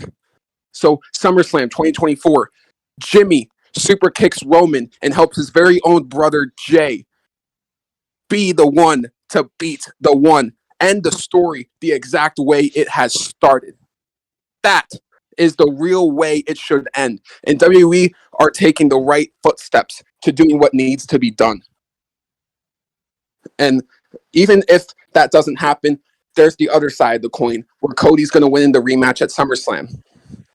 You saw the shot where Cody Rhodes, you can look in the extra. You saw the shot where Cody Rhodes was looking all depressed, looking all beat up, that he lost for the very first time since his return, and he couldn't honor his father and finish the story. There is so much more story to unpack with that than just, oh, Cody wins and he has his however long stupid title reign. This is far, far better. And for anyone to say otherwise, in my opinion, are absolutely delusional. Chris, take it. Listen, I will say the storytelling is there, but the problem is, Daniel, you have Roman Reigns, and it's not even his fault. It's the writers of this goddamn WWE product. It is so predictable and generic at this point. This is literally the biggest Cody Rhodes is going to be during this time for the WrestleMania, because no matter what happens after this, it doesn't matter how much you build Cody Rhodes. It's going to be a fucking joke because he couldn't even pull it up on the biggest stage of them all. Sure, you can have him win at SummerSlam or whatever, but the impact is not going to be there. You're going If to be he's a joke after one loss, then he was never the guy to begin with. He was the guy to begin with. It was just up to Triple H not to even pull the trigger because they were building him up. And he's not just He a wasn't nobody. the guy. He is the He wasn't guy. the guy. Yes, he He's is. not the guy. They just He's decided to not be the safe. guy. No one's gonna beat him at this point, Daniel. Jay's not gonna beat him. Seth's not gonna beat him. No one's gonna fucking beat him at this point. This is why it's so stupid to have a champion this strong for no reason. It's boring and predictable, and he's going on Nah. vacation anyways. Like, what's the point? This is the only modern champion we're ever going to have Oh that my will God. reach over 1,000 days. And this is a massive, massive thing. And everyone's saying Triple H is just like Vince. That's such horse shit because this was the right decision. This is the wrong decision. This is gonna be bland and boring, and no one's gonna beat him at this point. Nobody's beating him. There's Randy Orton, there's Seth Rollins, there's Jey Uso, there's Solo Sikoa, there's The Rock. You got many other options outside of Cody Rhodes. They're not gonna beat him. He's just gonna bury them, just for the sake of burying them. Like, are you being serious right now, Daniel? Yes, I am being dead serious. Oh my What makes you think Cody Rhodes was the one so badly? You haven't given me a single reason as to why it should have been Cody over every single person Roman beat in the past. Because Cody was at the time the only most legitimate opponent we had so But far. that's all you have. That's all you fucking That's have. not You even my literally problem. That's literally the writers of WWE making this No, but garbage and literally- burying everybody. no. But you're gonna have him beat Cena, beat Sammy, beat Drew, beat Brock, beat all these fucking people to lose to Cody Rhodes. Fuck that. Listen, I'll give you credit where it's due. Sammy Like, should have been the guy to Sammy beat him, should have but won. they If didn't there do was it. if there was any time Roman should have lost, it should have been in February at Elimination Chamber. But that ship sailed, and the build of Roman versus Cody wasn't even there. There was no build up. There was no story to finish because it didn't even exist. Bro, you got a tag team. I'm taking you in for the shit. Let's go. 100%. I think Cody deserves. I think to me, Cody has the story easily. It's because of his father, and I think there's nothing else. Roman is just a writer's problem. Father's dead already. Like, he's not Roman unique. is Hulk Hogan. Roman right now is Hulk Hogan in NWO right now. That's pretty much how he is right now. He's creating his own way, and he does not want to give anyone else that. He wants to keep on going, not even himself. He's just getting ego. There's not been a single report where Roman said, no, there's not been a single report. He doesn't want to say that right now. I think it's too much. He just thinks, oh, I'm going to keep on going until I get not enough money, and he's going to go to Hollywood. He just doesn't care. I think he wants to just keep on going and just be like what Hulk Hogan is. That's just being that type of character. All right, hold on. Cody Rhodes can easily do that. I think Cody Rhodes can do that. You're not even considering the fact that Roman was a full-time wrestler for 11 years before now becoming a part-timer. This is like exactly what The Rock did. He was full-time for many years, and then he transitioned into acting. And that's normally fine. He's prioritizing his health. He's prioritizing himself. And Roman has already been around for a long time. He's an established guy. Why does it matter so fucking much that he's a part-timer? He's earned the right to be one. Yeah, but I think to me, a champion is supposed to be a fighting champion, not a part-timer. Just like there's a lot of characters that right now part-timers that are not fun to watch. Brock Lesnar was one of them. Brock Lesnar was 100% a part-timer. He missed 3 pay-per-views out of the entire year, and all the pay-per-views weren't even that great anyways. Well, he doesn't fight. He doesn't fight on the. This is bullshit. All right, I'm tagging in cold, bro. This is bullshit. You're spewing bullshit. He doesn't fight on SmackDown. He doesn't fight on Raw. He has only fought on SmackDown once. He doesn't have any other matches, and I think that's another thing that gives the thing that Cody does. Cody can fight on SmackDown, fights on Raw. He fights as many as possible. Pretty much, he's a fighting champion. All right, I got the tag in. So, are you really saying that with everything about Roman Reigns being a part-timer, or is that discrediting all the 11 years that he put in, all of that work, and now with him getting this victory, it's just being formulaic and almost seen as normal at this point. With Cody Rhodes and him participating as much as he is, in a sense, he's kind of rebuilding his career. He's got a lot to do to get back to stardom. And in all honesty, if he won last night, it would have been premature. I don't know. I think if they would have won, they could have fought. They would have got Roman Reigns again to fight against him and have another great match and fight. And maybe if he wanted to, what they could have done to make it easier and made it maybe better, Cody would have won it. Roman won it back, and then go back and forth until a big thing happened when someone betrays Roman. That could have worked perfectly. But Cody losing in this match and Roman just winning, it's always predictable with Roman winning this. And don't get me wrong, I'm not discouraging Roman. I loved Roman for so long when he was Shield, when he was the big dog. But now in this tribal chief era, he's predictable, and he's pretty much every time he's won, and he only lost one. No, he has not lost once, pretty much in any match. Only a triple in a tag team match, but that doesn't really count for type of thing. To me, it's always predictable, and I think Chris and me has the same thing. That anytime you fight, you see Roman Reigns, you say, "All right, Roman Reigns is going to win." It's kind of the same thing I would say with Jade Cargill, and it's not even close to that anything bad. Jade Cargill is a worse wrestler, but Roman is better, but still has the same premise that, well, anytime you see Jade Cargill, she's winning. Same thing with Roman. You see Roman there, he's winning. It's very predictable, and you're always going to see it. And Cody could have been the one to change the whole entire game, and it could have worked if they did this right. And I would say it again, and it's a better idea. Cody was one. Then they had a rematch. Roman won. Just keep on going until this big thing happened with the betrayal in the bloodline. This can disintegrate so easily and could be a great storyline, but they changed it and this twisted it. And I feel like it was worse. They made this so much worse. So that's how I with Cody right now. I had enough talking right now. Chris, tag you back in. Roman's But that's the thing. Nah, Chris, look. Yeah. With Roman Reigns being the king of the table, the tribal chief, he has cemented that in everyone's head for a while now. No one can touch him. He is unbeatable. Yeah, because And he's that's just a fact. That's just a fact. I understand that the writers have made it very predictable when he's going to win in a match, but that's just his character. Either they are plotting something big, or they just wanted to shit on Cody Rhodes, in all honesty. I don't think Cody Rhodes was even close to being even thought of as the victor against him. There was absolutely no way they were thinking that.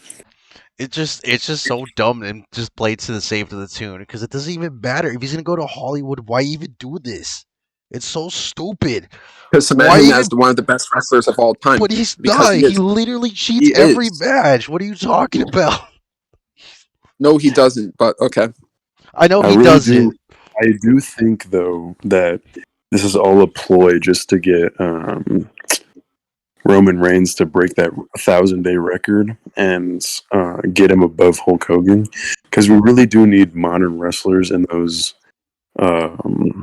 those records. Because if no one's gonna beat him, we're just gonna have old timers there. Granted, they are in the Hall of Fame, but we do need some modern representation, and it's set up for where Roman Reigns could easily surpass him, and the writers are doing what's best for that notion, and they're doing a great job, in my opinion. Which is all fine and dandy, though. But the problem I have is like, why even unify the championship belts? Because it's not fair to the other wrestlers. It's so stupid having one guy having both titles. It's so pointless. Like, why would I even care about watching the product if I'm just gonna watch the pay-per-views anyways? Like, it's so dumb. There's no point of building someone up for so long. It's just the kind of shit I even hated back then too. Like, how are you gonna have one guy represent both titles when you literally have two different types of television to go back and forth to represent each wrestler? It's not fair to other guys, and Roman's not even that good of a champion, anyways. It's so boring and predictable. He just does Superman punches, spears. He's literally goddamn Brock Lesnar now. That's all he is. I'm tagging Berman in, dude. Fuck this shit. I'm done. I'm fucking done with Roman Reigns. It's so stupid. And Jay's not gonna beat him. Let's be honest. None of this crap even matters because he's gonna go out to be one of the longest championship titles, Okay. and no one's gonna live up to his Listen. hype. Listen, Jay will beat him. I stand firm on that. He will need help though. Clearly, he is like he's in a similar position to Cody Rhodes. Cody Rhodes just doesn't have that it factor. He is not that guy. Cody Rhodes will never be that guy. And I believe that Jey Uso is a piece of the puzzle. I feel like an uprising will happen within the bloodline, and they'll just usurp Roman Reigns' hold on the entire company. Like, he's been reigning for a while, and I believe it's on purpose. But they need something good. They need something good to take it over, and Cody Rhodes would have been a complete blunder, no doubts about it. Bro, I'm telling you, when you hearing this fucking slander, you hearing this shit, Yeah. you know? The cylinders and everything else, dude. Cody Rhodes is the guy, and I think yes, I would probably agree with you that maybe he needs a little bit build up. My thing is Theory. Fight against Theory, get that title, get that United States title, become better. But I still feel like Cody should have won this match, and he is this guy, and I don't think Jay will actually win. If to me, the person I feel like could win against Jay 100% is Cody or Randy. Are the only two I would say in my head right now are clear cut has the biggest possibility of winning against Roman Reigns. There's Jey Uso's not going to win. He might win a match, but not for the title. He's probably going to win a match against Roman, but not for a title. 100%.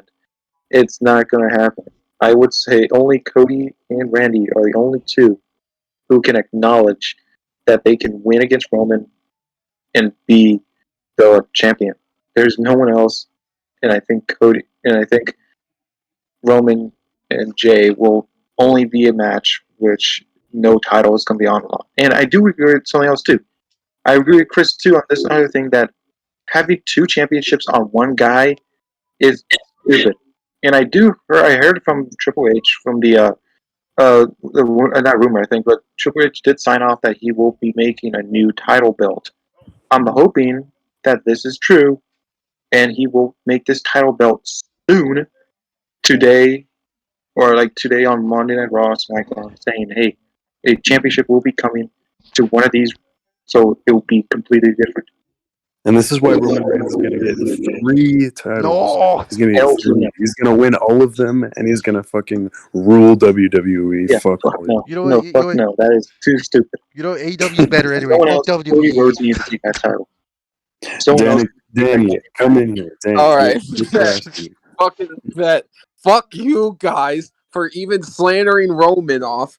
Like I said, you guys are totally discrediting Roman's entire career by how often you guys shit on him. You guys don't do this just for Cody. You guys do this for every fucking match. I'm actually sick of you two always fucking bitching. Like, shut the fuck up. Holy shit. Roman Reigns is one of the best of all time. I'm not gonna take this kind of crap from a homosexual, dude. Fuck that. Nah, you are gonna take this crap from the homosexual. Roman Reigns is one of the best wrestlers of all time, and Cody Rhodes is not the fucking guy. Okay, And Vince. Cole, Okay, Vince, I'm good. nah, Cole is right. Everyone's saying Triple H is just like Vince, but you guys are being fucking crybabies. Wah.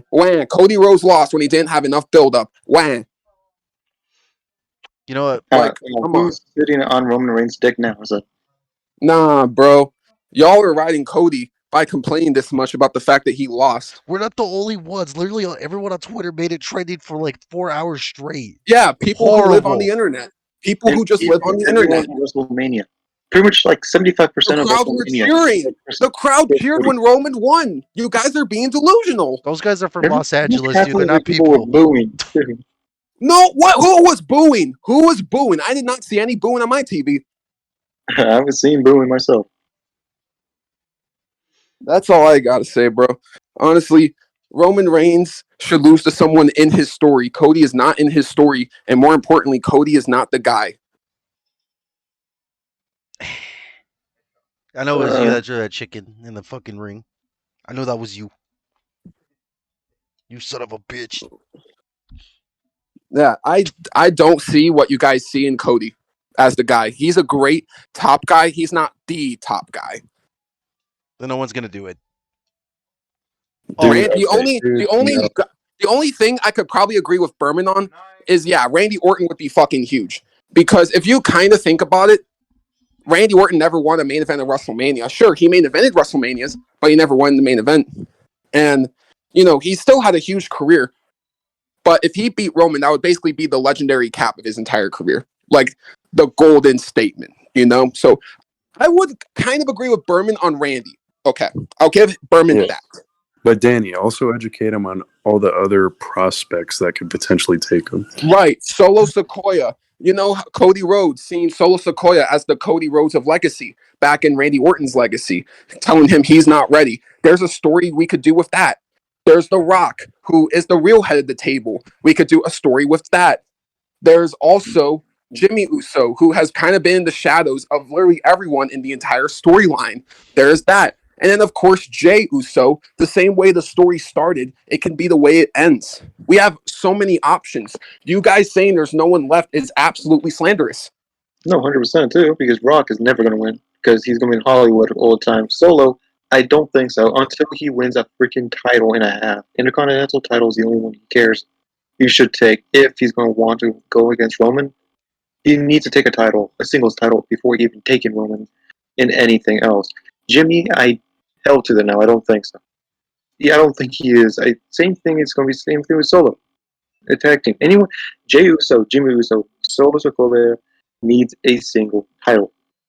I will believe that they could go for a title for championship for against Roman Reigns if they take a singles title. If they don't, hell to the motherfucking no. They're never going to win. I will hell to the Jose off the bat. Sammy could easily do it because he won Intercontinental Championship, the NXT Championship.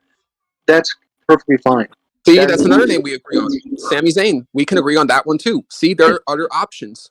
Yes, but still, I don't. Sammy's right now tag team right now, so I don't. It's still. I'm going to say that Jimmy, Jay, Solo will not do it until they win a singles title. Rock, Elton, no, because he's probably going to lose it to Roman because he's too focused on the Hollywood stuff. I don't think it's going to happen.